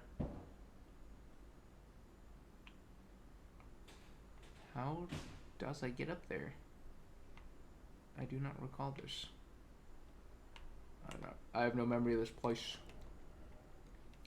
Well, I guess we'll just kill this while we're here then. Yeah.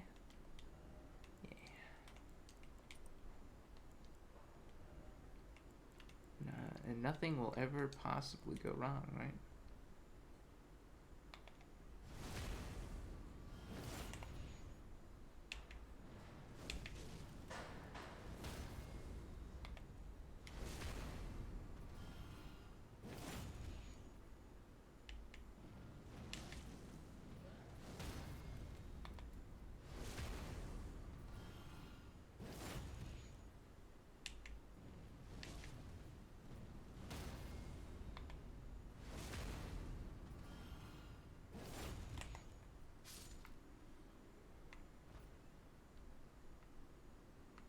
Yeah, I think we need to...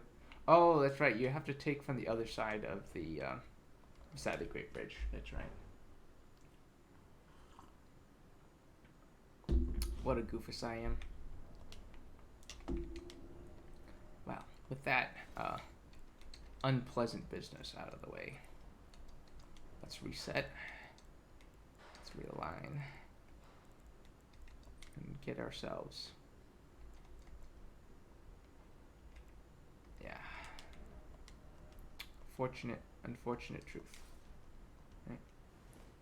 Let's go. And if I get goofed, if I end up eating it, buying the farm, what have you, we will reallocate, because, right, it's okay to fail. Gosh, half of the series is how not to build a base level invader. I will be frank with you.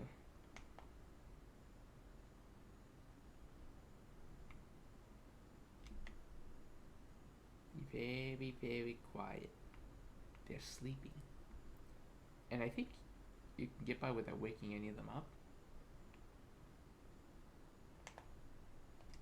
Yeah, you just have to be very quiet, you know?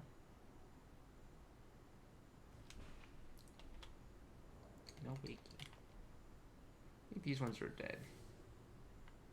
But we have to get a little closer.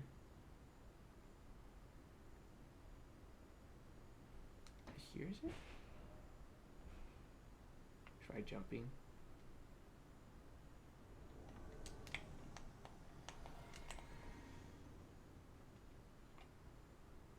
Okay, he buffs himself. We tell him to F off.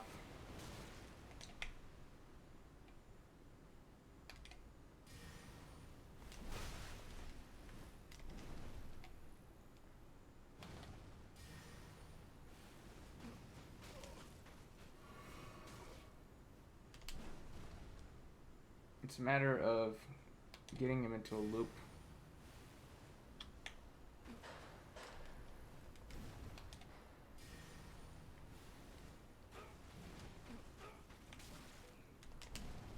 He can't hit you if you say no. Like, genuinely, he's got a hard time hitting you.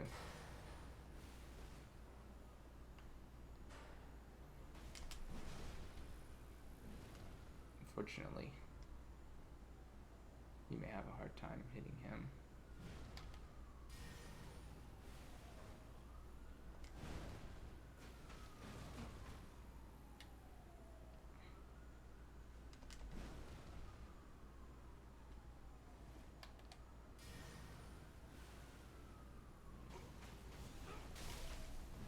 Oh, we're fortunate there. I think it's gonna, yeah, it flashes up. But try to keep him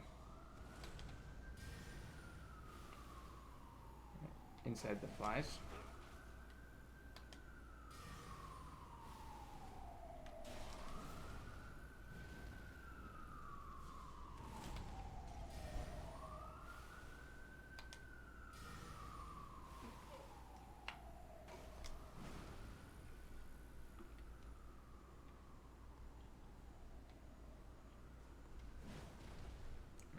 to Rob Breath him again.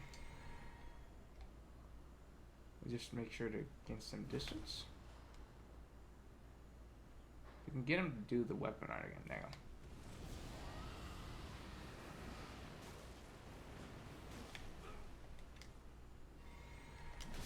Ah! Oh, I goofed. I shouldn't have drank. I thought I'd have time. Did not. Ah, oy vey. I'm wondering if blood is even worth it, though. I think we might get more of the blade. Regardless. We may end up using it to finish him off, but really it's all Rot Breath. Let's be frank. Rot Breath and run. And don't goof like me. That's pretty much all there is to it. Since it is effectively a no-hit, you can, if you so desire, just use a light roll setup. I'm not doing so right now. Perhaps I should be. I know in some characters, especially if you go up to RL10, you can get away with being hit when it's not buffed. That was the case for Bandit, at least. But the key word here is when it's not buffed, right? He does the self-buff, which is a delicious move to punish. Yes.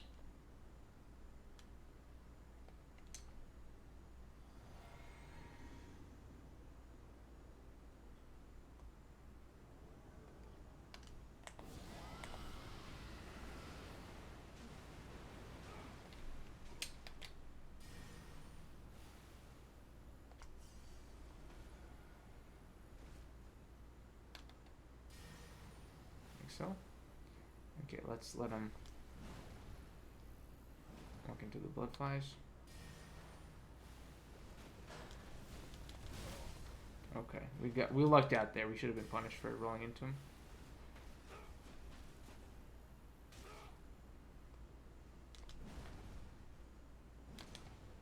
Let's try that.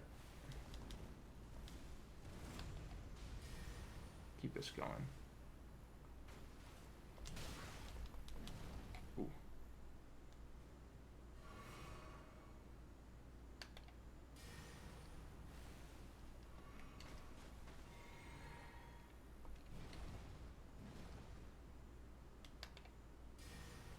Interesting.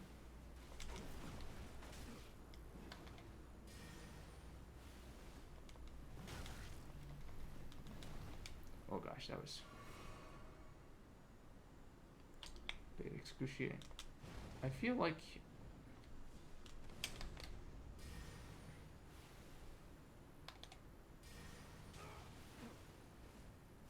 I guess we'll have less health to work through.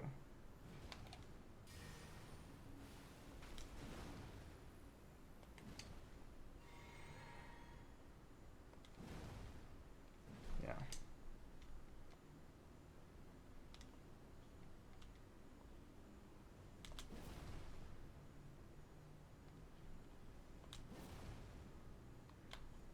Nice. Just what we were waiting for.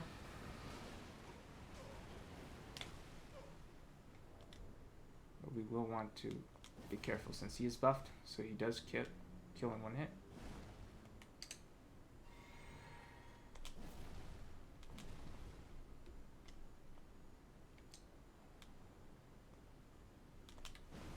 Whew.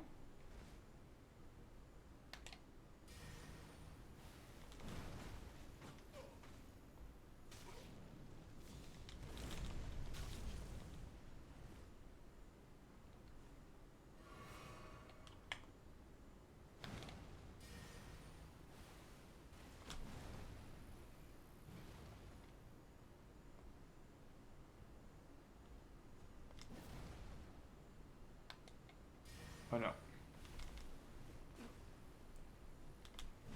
Whew. We could have been punished there.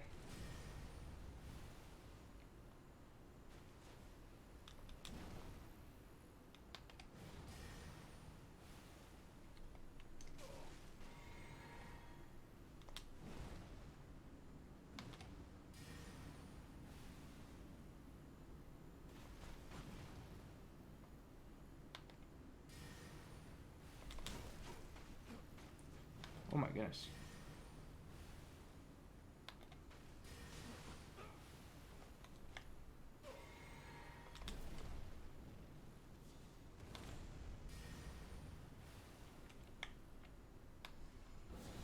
Oh, did the rots worn off?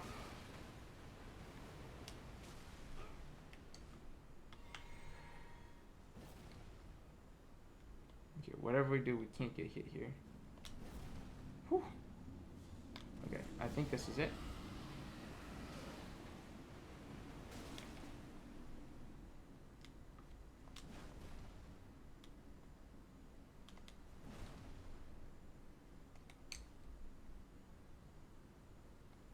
Oh, we're out of blue. Won't matter. We got burned off. Folks, it's just that easy. So we got his set, we got his drip, we got a little blue back. We will be using that, I think, to sneak up on these.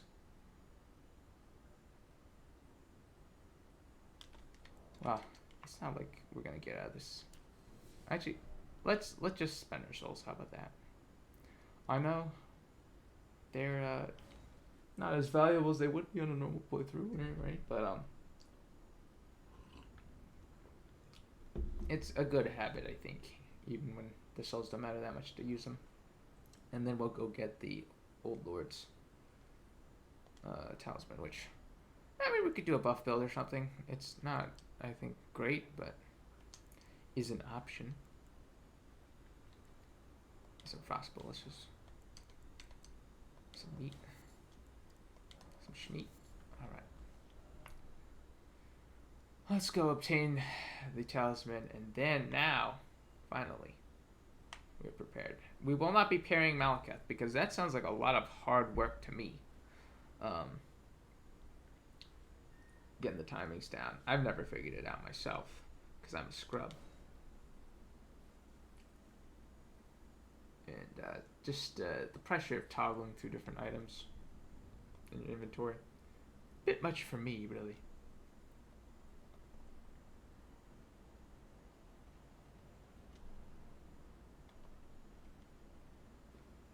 Yeah, crazy we got like 3 armor sets in a very short period of time. People going like, oh, where's the armor? Oh, I mean, right, it's a Souls game. If you know where to look, you know where to look these days. I feel like these games, and this is probably true like Dark Souls and stuff, but like a lot of stuff, some problems come to the forefront or like some problems disappear into the background, very much depending on, you know, how long the game's been out, how much people actually know about the game, right? It's all about game knowledge. Which is why we know we can abuse our game knowledge to such a degree to get away with what we're getting away with. I wonder if Kratos File is actually going to help us here. There's a bunch of sleeping enemies, right? Well, we'll try Invis as well. I think they'll wake up though regardless. If we're not crouching. But we'll at least try getting up in here and seeing if it's scripted. Okay. Well, at least it's open now. We'll get it in 2. Yeah, so it does seem to be that no matter what you do, they will see you if you're standing up. You have to be crouching. You must stealth to be eligible to stealth. You know, how utterly unfair of the developers to put that in the game. Truly, I am genuinely offended, right? Jokes aside, folks. Oh, also, I think we'll do 6 flasks, because realistically, we're not going to be... Although, you know what? 6 flasks is... 6 blue should be more than enough. If it isn't, we'll go and cry ourselves to sleep. When we go fight Malekith. And 5% less damage shouldn't really come down to anything with this, because the rot does most of the damage. Well, okay, I will say this. To kill Malekith, you need more than just the rot damage.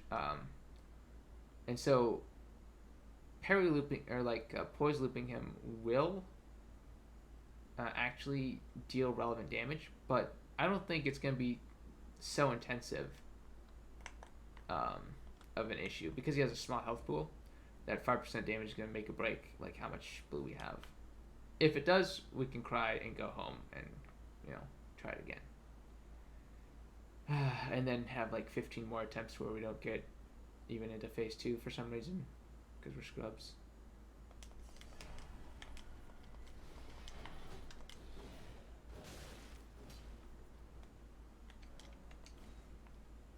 Ta-da! Yeah, we can get out. That's right, I said it. Another option is to rune arc up, but I mean, I've made clear by now my feelings about that. So, here we go. We are going to do attempts on Malketh. Right? Let's go. I'm a little worried about the endgame boss rush though, because that is something where matter quite a bit, but it should be that bad. We have a few rune arcs. We'll get away with a considerable amount. Oh, are we gonna not view the special dialogue? Yeah, I feel like we're not gonna. We could have done it, but yeah, I don't feel like it.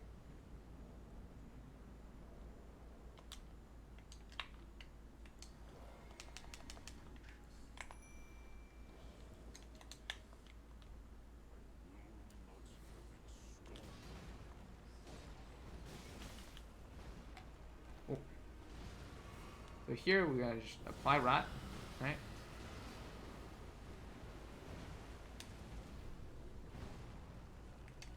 Rot applied. And we're gonna do a little bleed, but mostly we're just gonna let Dung Eater and rot do the trick.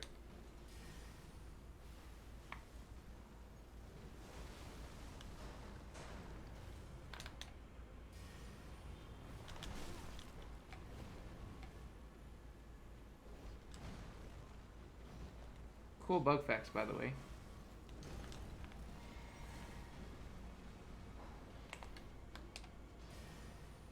If we can get a bleed proc here, we're gonna be golden.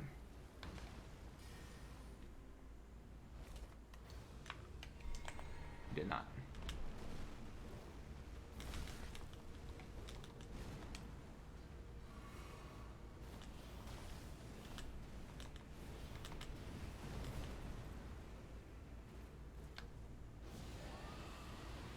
Oh, we might get it. Ah! Oh, I goofed. We could have done it in one there if I didn't greed and went for the roll immediately after the rod applied. But you see that, right? It's not that hard. It's not that hard. Right, it's all about you gotta dodge the first few swipes, and then once he does that jump move, and if it's aggroed onto Dung Eater, you're free to blast him. Once you do that, he might switch back to you because he does like to do that. So you gotta dodge out of the way. Let him focus on the Dung Eater again for even just a fraction of a minute. Get your blue back up, and then you'll repeat the process, but this time you'll be staggering him, right? I know that's a lot of words, but it's very simple. It's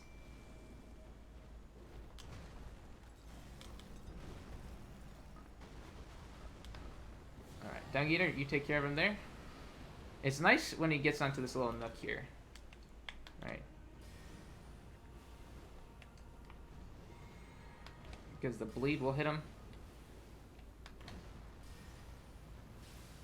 Dung Eater stays nice and close.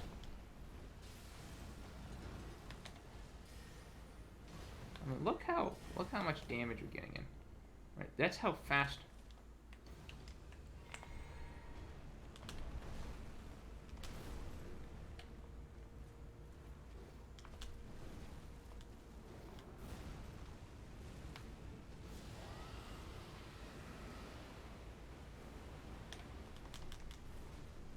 Did I get him?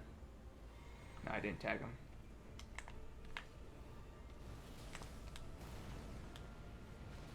Okay. This is, I think, a move we can...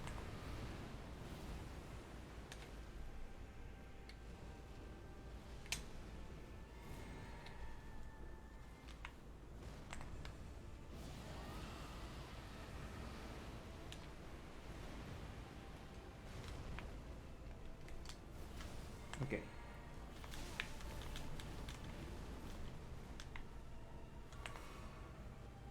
He's routed.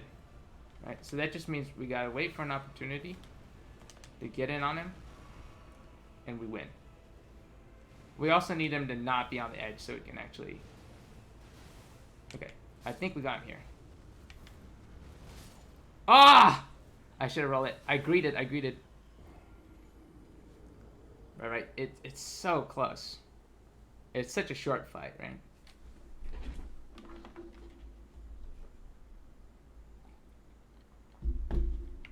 You saw, if we didn't greet him, we were a little bit more patient. We could have busted his after the spin move, and then we could have just parry looped him there. We also probably, we shouldn't have missed so many route breaths early, because that might have pinched our blue a bit too much. But oh yeah, why are we doing this? We don't need this. Let's put that over here, just so we don't have to worry too much about the parrying. Right? We can just parry forever and ever. All right.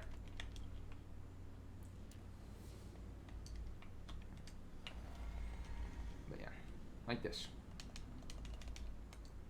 Like this, folks. He's gonna come running in on us. He's gonna do an attack. He's gonna switch to the Invader. You're gonna punish that.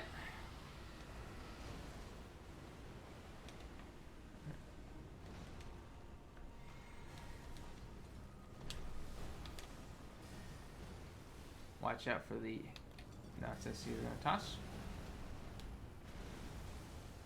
Keep an eye on the rocks. I say as they fall back down, because I totally forgot about that. Let's be honest. Okay.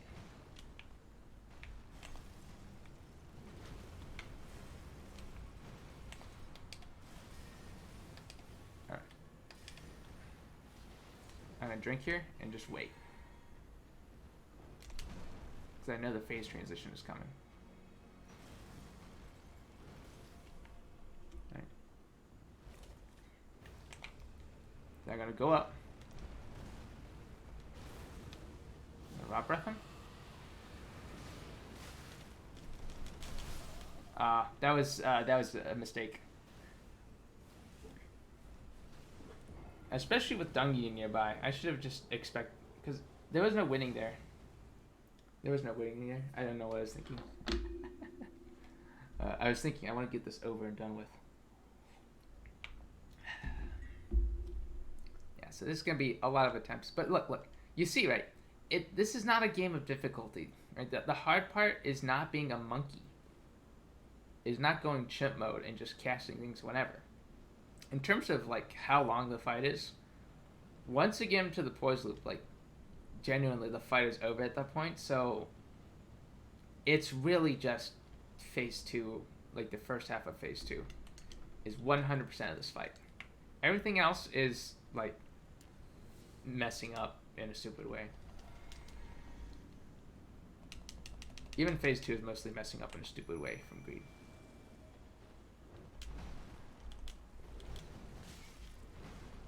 Not sure what I was thinking there. But we'll let Dungy take, right? Dungy takes the aggro. And I should have been standing 1 foot over to the right. I guess it was too close. I should have known. I should have known. But I was hoping I was slightly out of the radius.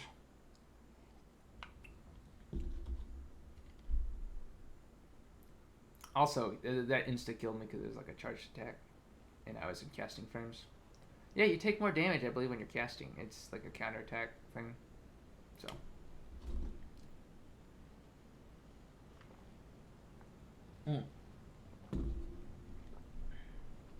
That's less than average tea.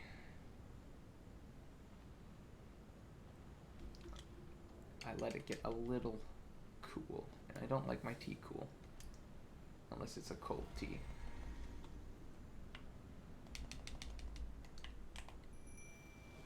Alright, he's playing it slow. I don't know what to make of it.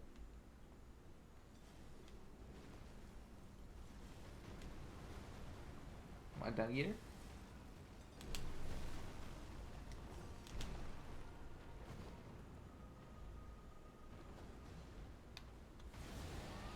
There we go.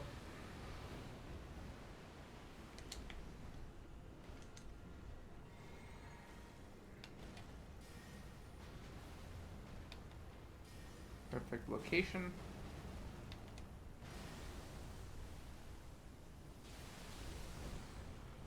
Now we just play the waiting game, right? Just play it safe.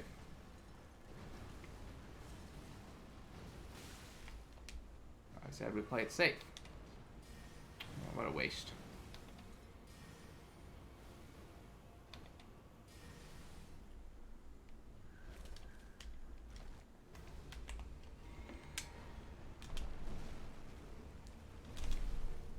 Alright, so we wait for him to do a move. That wasn't it. No, that was it.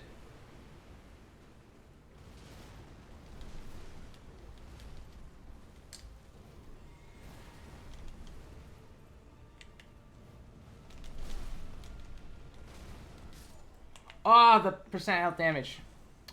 Ah, the greed, the greed. I mean, look how low he is. I think he might have died from rot on that one if I didn't get myself killed there. Like if I just phased out of existence for a second. I think you had died to rot just because of the blood proc in a phase 2. I think it chunked him down so low that he would have just died.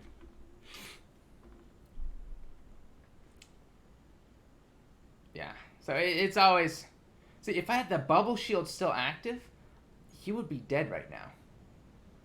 That's why you can't greed. That's why you can't greed, my friends.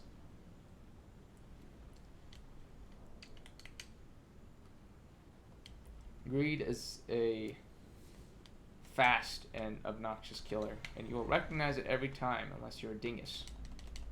But usually, in hindsight, you'll recognize it. Okay, so remember he's going to do the poke attack, and then he's going to do the 2 swipes to spite me.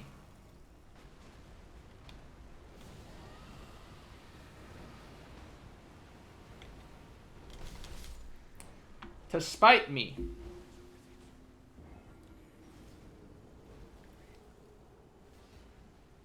For once I'm a prophet. Actually, this whole playthrough I'm a prophet. But yeah, calling your own defeat, not a great idea. But yeah, this is why this is the hardest boss, or one of the hardest bosses. If you've already screwed up a few times, there's not much to be done about it though. I just keep trucking. I wonder if I can have better holy resist on my gauntlets though, and remain in medium. Doesn't look like it. I don't know. Perhaps I should be eschewing the physical damage resistance and going for just max holy resist. 3.3. Let's try it out. I'm not certain this will be useful at all, but we'll see.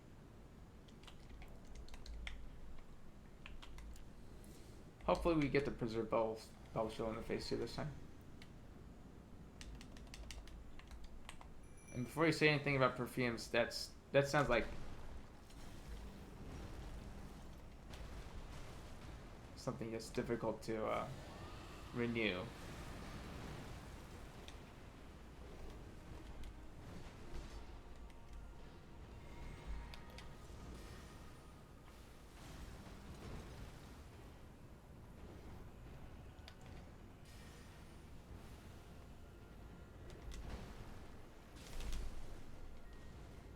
My dung eater is aggro.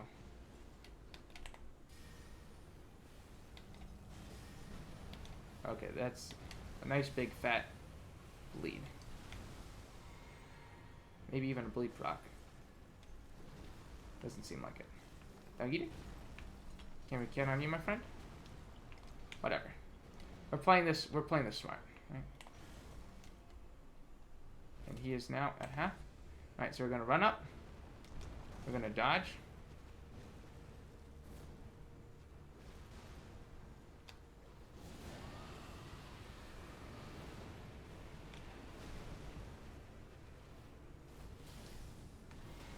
Okay.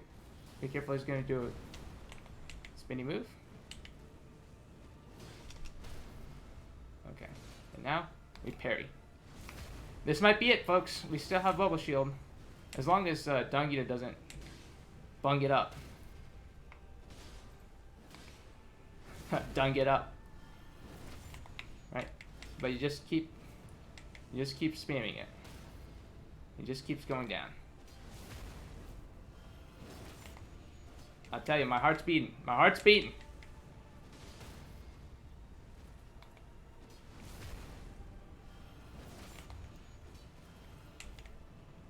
Oh wait, it's not rotted. I hope that's not going to be an issue. It doesn't look like it though. What with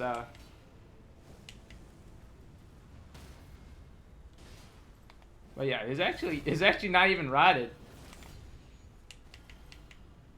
But oh, we got infinite on him.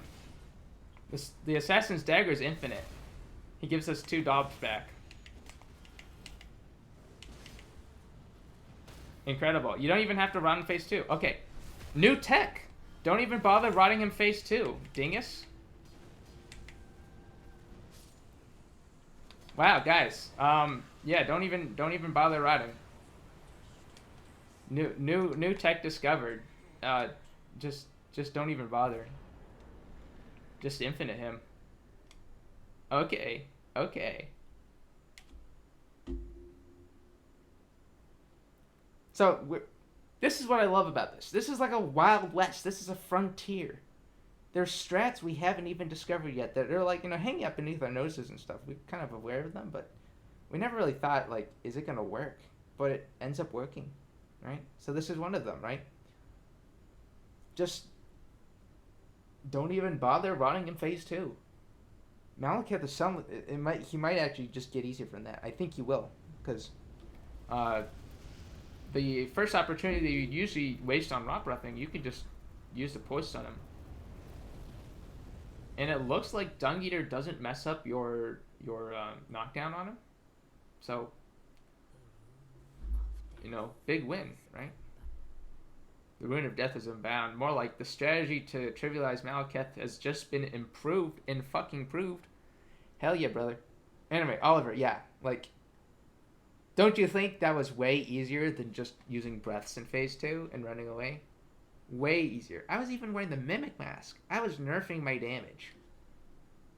But the infinite loop is too strong. Right? I'm just saying. So. Let's giddy up ourselves on over to the Site of Grace. We'll end up duplicating Malekith's remembrance at some point. New items can be purchased from the Hux. Yeah, and I know whose they are, too. Gideon. Oh, gosh, maybe I should have gotten them from Gideon, because I think it makes him weaker in this strat. Right? So you know how, like, Gideon gains abilities? I'm pretty sure that because those abilities are relatively bad against our tech, he's actually better off fought with them than without them. Because, the less he spams Night Comet on, or the less he spams Glintstone Comet on us, or Triple Rings of Light, the better. Unironically. Like, keep that in mind, folks. Speaking of which, Sliver of Meat. We could be making all sorts of consumables out of that, can't we? Very relevant consumables. Let's buy like 20 of these. Put the rest into slivers or something. Actually, let's make sure to get that first. Yeah. Oh, and Malchus Strip. We gotta go buy that. I almost forgot. That's right, folks. That's what we're here for. We're here for the drip. We require your drip. Your finest drip. Equipment champions. Malachus. I actually think it looks kind of goofy. Gotta be frank. Remembrance. This one we're not using, so we're just gonna go Black Blade. We can just barely use the Black Blade. It won't look pretty, but I think we can. I think I can. If we go Faith and Strength Talismans, we might need to drink some juice to actually be able to wield this. I believe. Oh, right, we can't actually wheel it in here at any rate. We'll test it outside.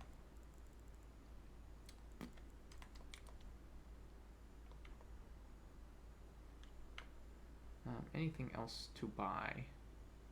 I don't think there's anything in particular now.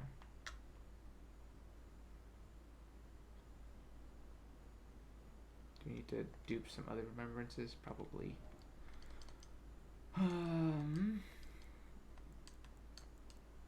Yeah, let's just buy a bunch of slivers of meat. Why not? Then we'll really quickly go to gate. Let's go to Gatefront, guys. Just totally a great test. Although, ironically, I suppose it would be just because we're unupgraded base level. So let's see. Do we need to actually drink our jank to wield this? Let's find out. No, we don't. Okay, yeah, that's some real talk. That's some real what about this? Okay, we do need to wear the mask. No one cared who I was until I put the mask on. Actually, we could do the Heimlicram. Looks slightly less goofy, perhaps. Swap this over to, I don't know, let's go Blythes, maybe? Let's do something sort of darker themed.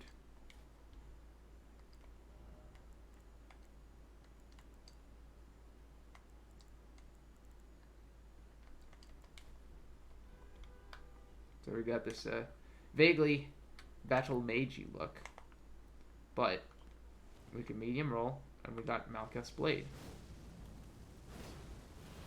And we didn't even drink Physic. What about that, folks? Although I'm not a huge fan of the battle mage robes, they look a little goofy. Maybe this will be better. Okay, that will be heavier. That's what it will be.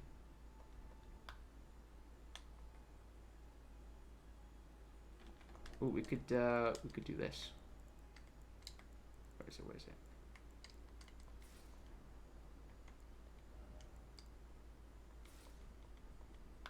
Fashion Souls, baby.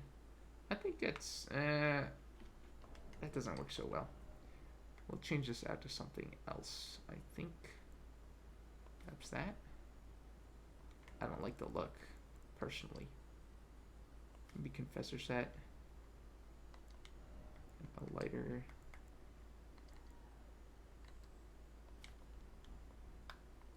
Yeah, that actually, I think that works pretty nicely.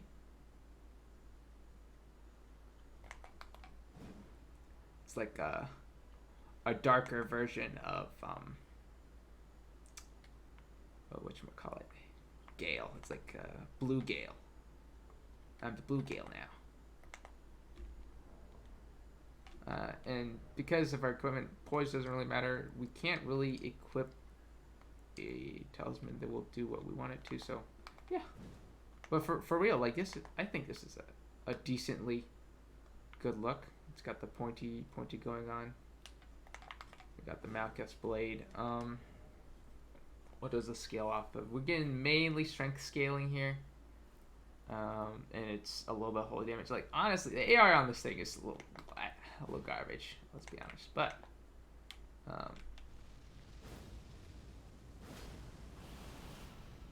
Yeah, doing that once in a while. We only got 2 of those in us.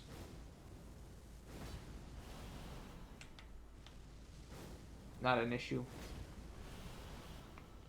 It's just funny. Let's just be funny, right? Sort of a get gnomed moment. Maybe we'll do some invasions with this. We'll do an invasion if we can get one. If it's good, holy damage perhaps, and maybe the regen physic.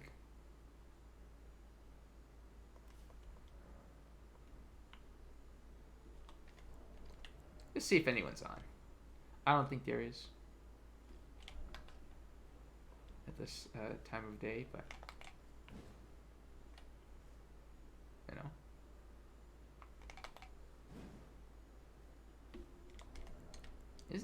Is there a lighter version? That's heavier? Oh, it's only 5.7. Yeah, no wonder it's so dang light.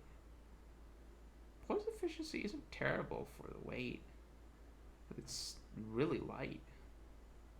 It's not super great actually, but of course we can wear more if we get better endurance. I don't know if it's worth waiting around for an invasion. But yeah, if you wanna get some folks gnomed out there, we now have nice little gnome setup. Get gnomed, yes.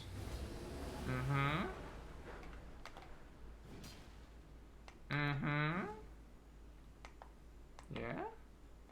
No. Yeah. I once again weep for the fact that like a glintstone helmet is ending up on my prophet build. But at least this one you can't see it as much, and it looks very, it looks vaguely I don't know, prophetish. But could you stop with that nonsense? I don't know.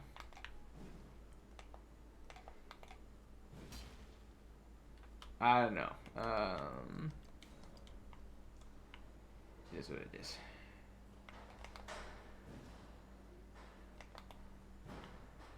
How much does it do against the gatefront denizens, by the way? Let's find out. That's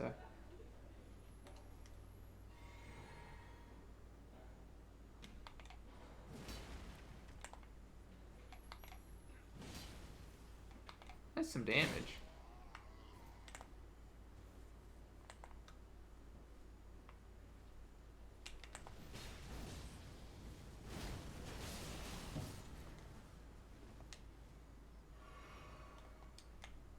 Alright, let's try doing it with this.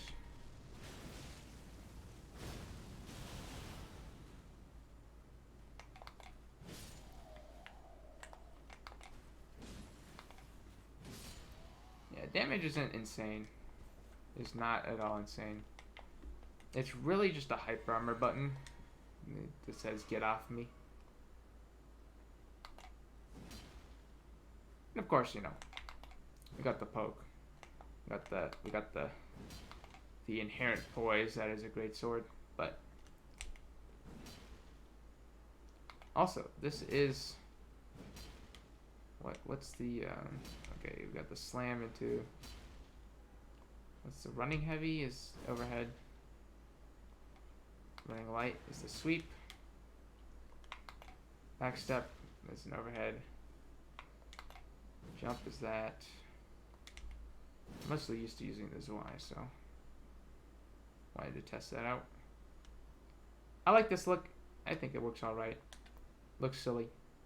We'll be doing it later, I think, because there's no one to invade, especially in the middle of the week, in the middle of the day. So, or middle of the afternoon, really. Sorry for the noise, by the way. Let me turn the light on. Why are we... Enough of this nonsense. So, we could go straight into Gideon. I think we will, in fact, get straight into Gideon. Once we set ourselves up for success, we want Mainly magic and holy resist. Yeah, we don't really need to deal with physical. Is this...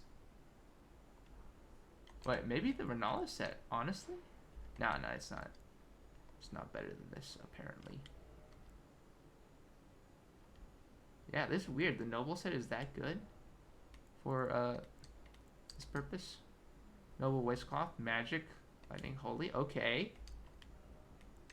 Is there Noble's Gloves?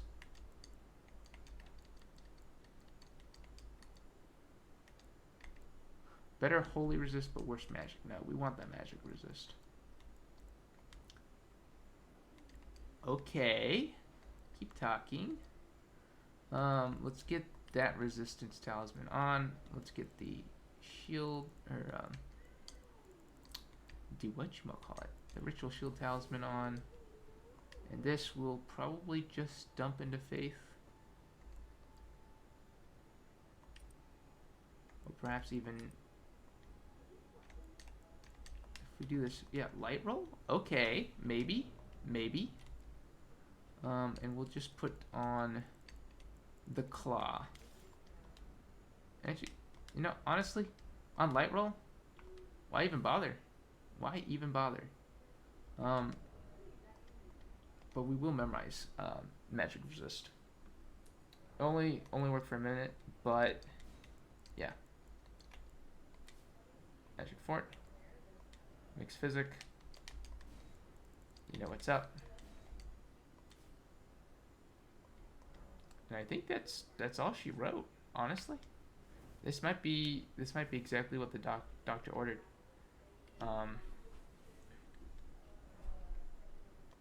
Wait, yeah, this isn't Dark Souls 3. Alright, so let's go to the Burnt Capital. And give me just like a second here. I will take a brief pause. Alright. How do I mute myself?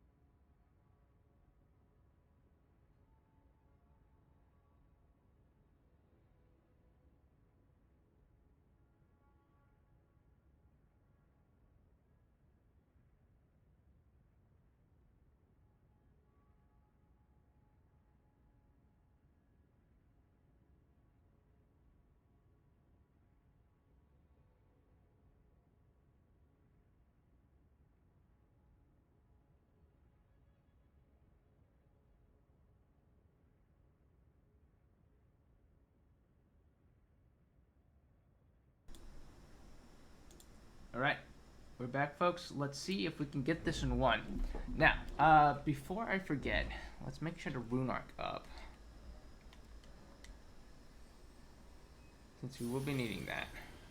But hopefully, Light Roller's Justice will carry the day. Oh, also, we probably want a few more blue flasks on this one specifically. I don't want to end up chewing any more flasks. Let's charges. That seems about right to me. 7-7. Because sometimes you get clipped. But this should be enough. This should do the trick. I do believe. And always remember to get it in one, because, you know, screw Gideon. Thank you. Refunds are Runak. And screw having to do this again. I believe it's objectively always the easiest the first time because of the big speech, his anime speech. So, get up there and kill him immediately. You ding dong. That's all I have to say.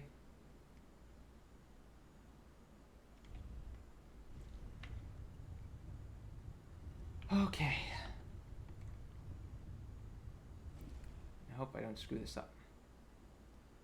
Before I enter the building, I'm going to put on Magic Fort.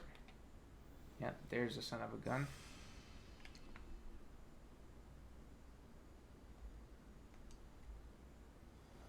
Hope I don't fuck this up. Yep.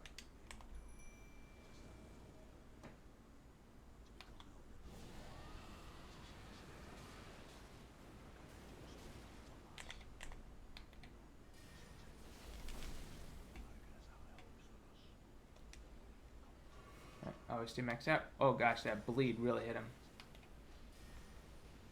Alright, kick his ass, Dung Eater. Kick his ass.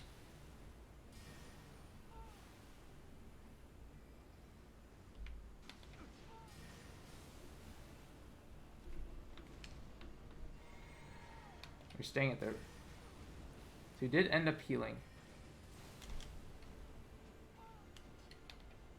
The Dung Eater's tanking it magnificently.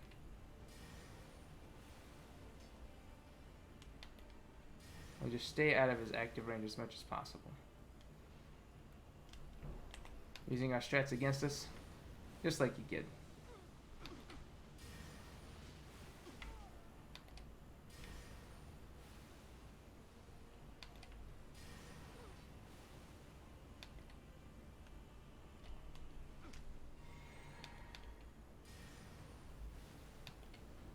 Let's not fuck up here.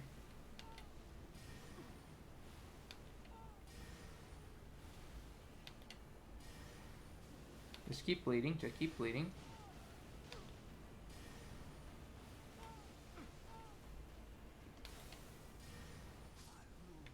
Very good. Alright.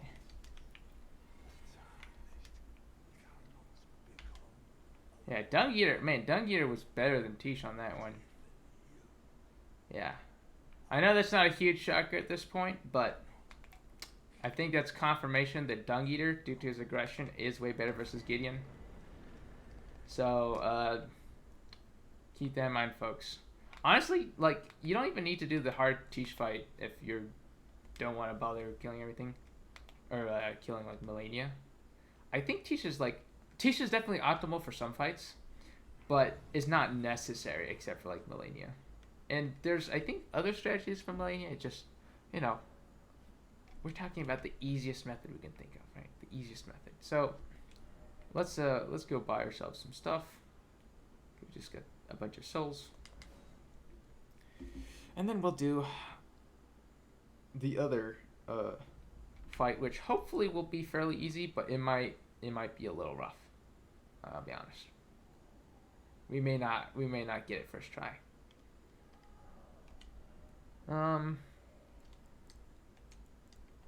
But yeah, with Gideon, hold distance, have resistance.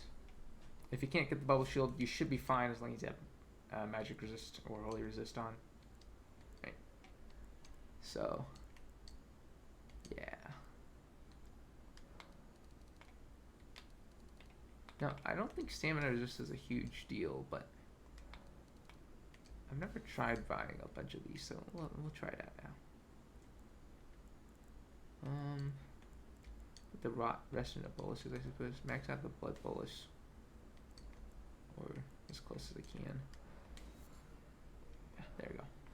Okay, so with with our man, you know him. We want to maximize our physical defense, because he does pure physical damage. Let's go tanky. I think we're not gonna bother. Yeah, we won't even bother with the knives, I think. We can use Misericord, but I would say It's not really worth bothering with. Okay, we could do a little more physical resist here. How? Okay, we can get pretty defensive. Actually, in that case, let's go. What's the most physical defensive? Veterans armor. Hard to beat veterans. Hard to beat veterans. Wow, this is something. I mean, what it is disgusting. I mean, look, gosh, horrible. However, we will be using this to hopefully best the best man. Memorize spells. We do not need that, but we could put on a little frost breath. And we could put on a little black flame even. Although I don't think we're going to end up using black flame. Oh wait, oh that's right, because we have the rune arc, we can use it if we so desire. Very cool. Very cool, folks. This is what rune arc up for just this stretch of boss runs, right? We don't do it for Malkuth because you die a lot, but for Gideon, I feel like you should, just so you don't get punked. And the same goes for Godfrey. Now be careful. Unlike Gideon, the first time you do Godfrey is the hardest because he will spawn right next to you, and he will aggro onto you immediately. So, basically, run away. And we will be casting. We will also be summoning Nefeli. I didn't do this the last time I went on him. Dude, let's put this on. Let's put the Black Knife on and go for a lighter setup. Why? Wherefore? Because, my friends,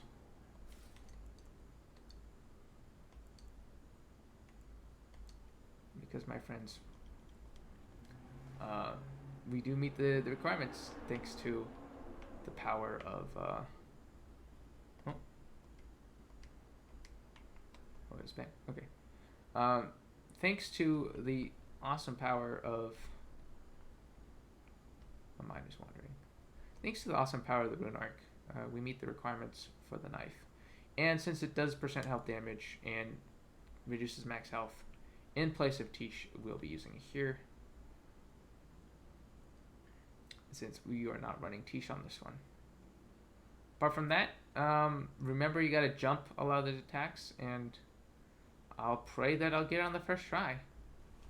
Light roll might be better, but I feel like medium roll is gonna be best.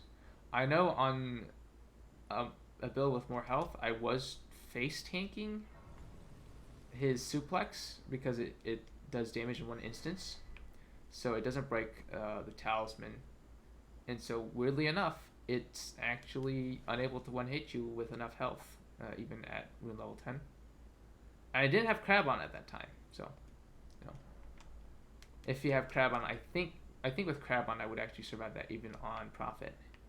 We will be summoning Felalu for the split aggro. We'll be eating the boiled crab. And then we'll go in and watch the cutscene. Okay.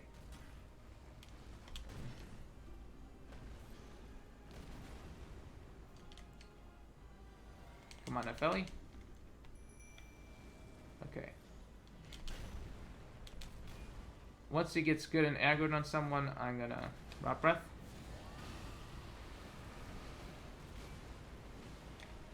Then I think I will Frost Breath here. As long as it's not doing anything ridiculous.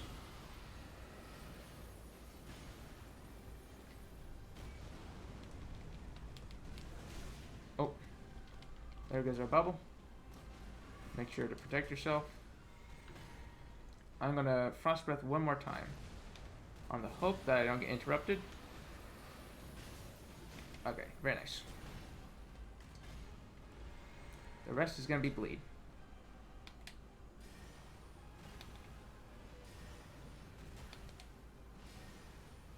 We will swap models in a second here.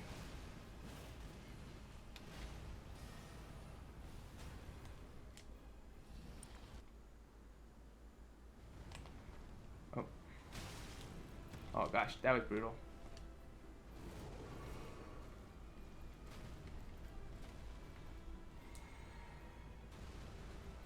Let's hope for a rot here. Please don't turn your attention towards me.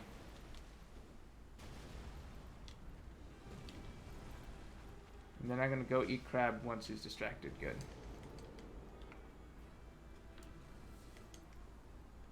And then I think it's bleed for the rest of the time. He is rotted. And as long as...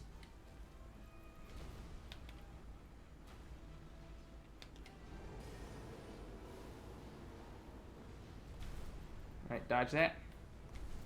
Just like the weapon art.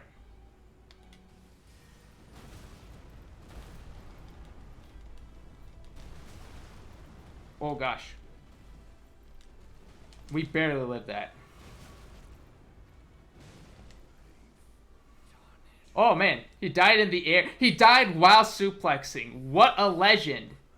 What an absolute legend. Also, guys, that wearing this disgusting armor set literally saved our lives. So, for, you know, be grateful towards this armor set for once, despite the fact that I hate it. Also, Nefeli Lu made that a cakewalk compared to the first time I did this fight. So, once again, Oliver giving us the good strats. But yeah, bleed is great. This knife is also decent. And if you remember to jump those attacks, you will be a-okay. Just, we were doing so much damage to him, it was actually detrimental because we kept getting into attacks we could not dodge. Hilarious. But yeah, remember, we are Prophet. We are a Prophet. We have the lowest endurance, and we're not boosting our endurance on anything except the Rune Arc right now. And we live that because we're wearing this heavy-ass armor. So keep that in mind, folks. And remember that you can apply that to any class. Any class.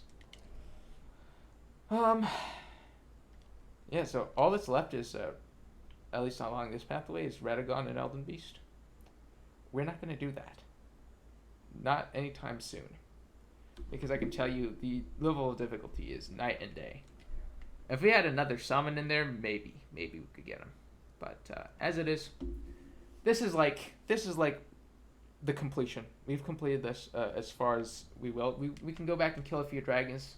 But the rest, Placidusax, Melania, and Radagon, those are like the white whales of this run. We can mathematically we can do it if we just need to get good. We're still discovering the strats to trivialize them a bit more. But as it is, like phase 1 consistently is about as good as you're gonna get with our level of my level of skill. I don't know about other people. My level of skill.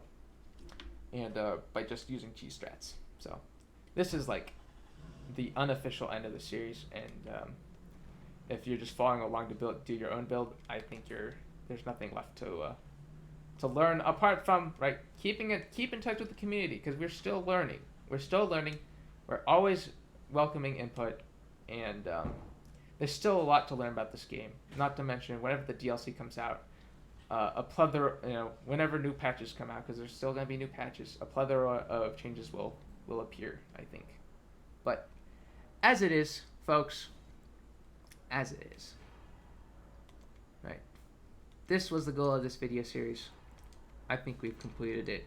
We'll still be making videos for farming stuff for the setup. We'll be doing invasions, all sorts of things. But for now, good friends, adieu. Thanks for watching. And, stick around, hopefully. Also, there is one final boss we will never defeat. Roger. Do not fuck with him. Because he will end you. He will end your file. You have to reload an older save. Okay. Enough jokes. Yeah. Once again, thank you for sticking around. I think we've shown we only really need a Dung Eater puppet for 99% of this content. That said, right, hopefully figuring out how to use Tish has been helpful to those of you out there who are concerned with that kind of thing. I really do hope that is the case. Yeah, I got nothing else to say. I'll probably cut the stream pretty soon here. In a minute here, but I've got a few things I want to take care of.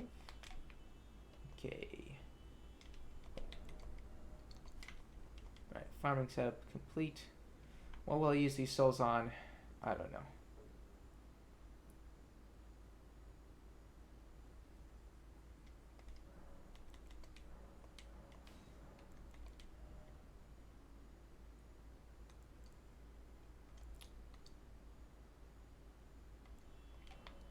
Maybe more of these.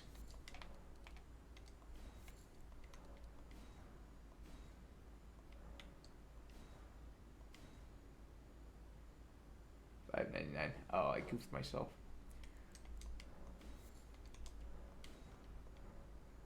Anyway, I think I'm gonna go make dinner. Thanks for sticking around, and hope that was an enjoyable boss rush session after some boring farming. Alright, and I will be ending the stream here.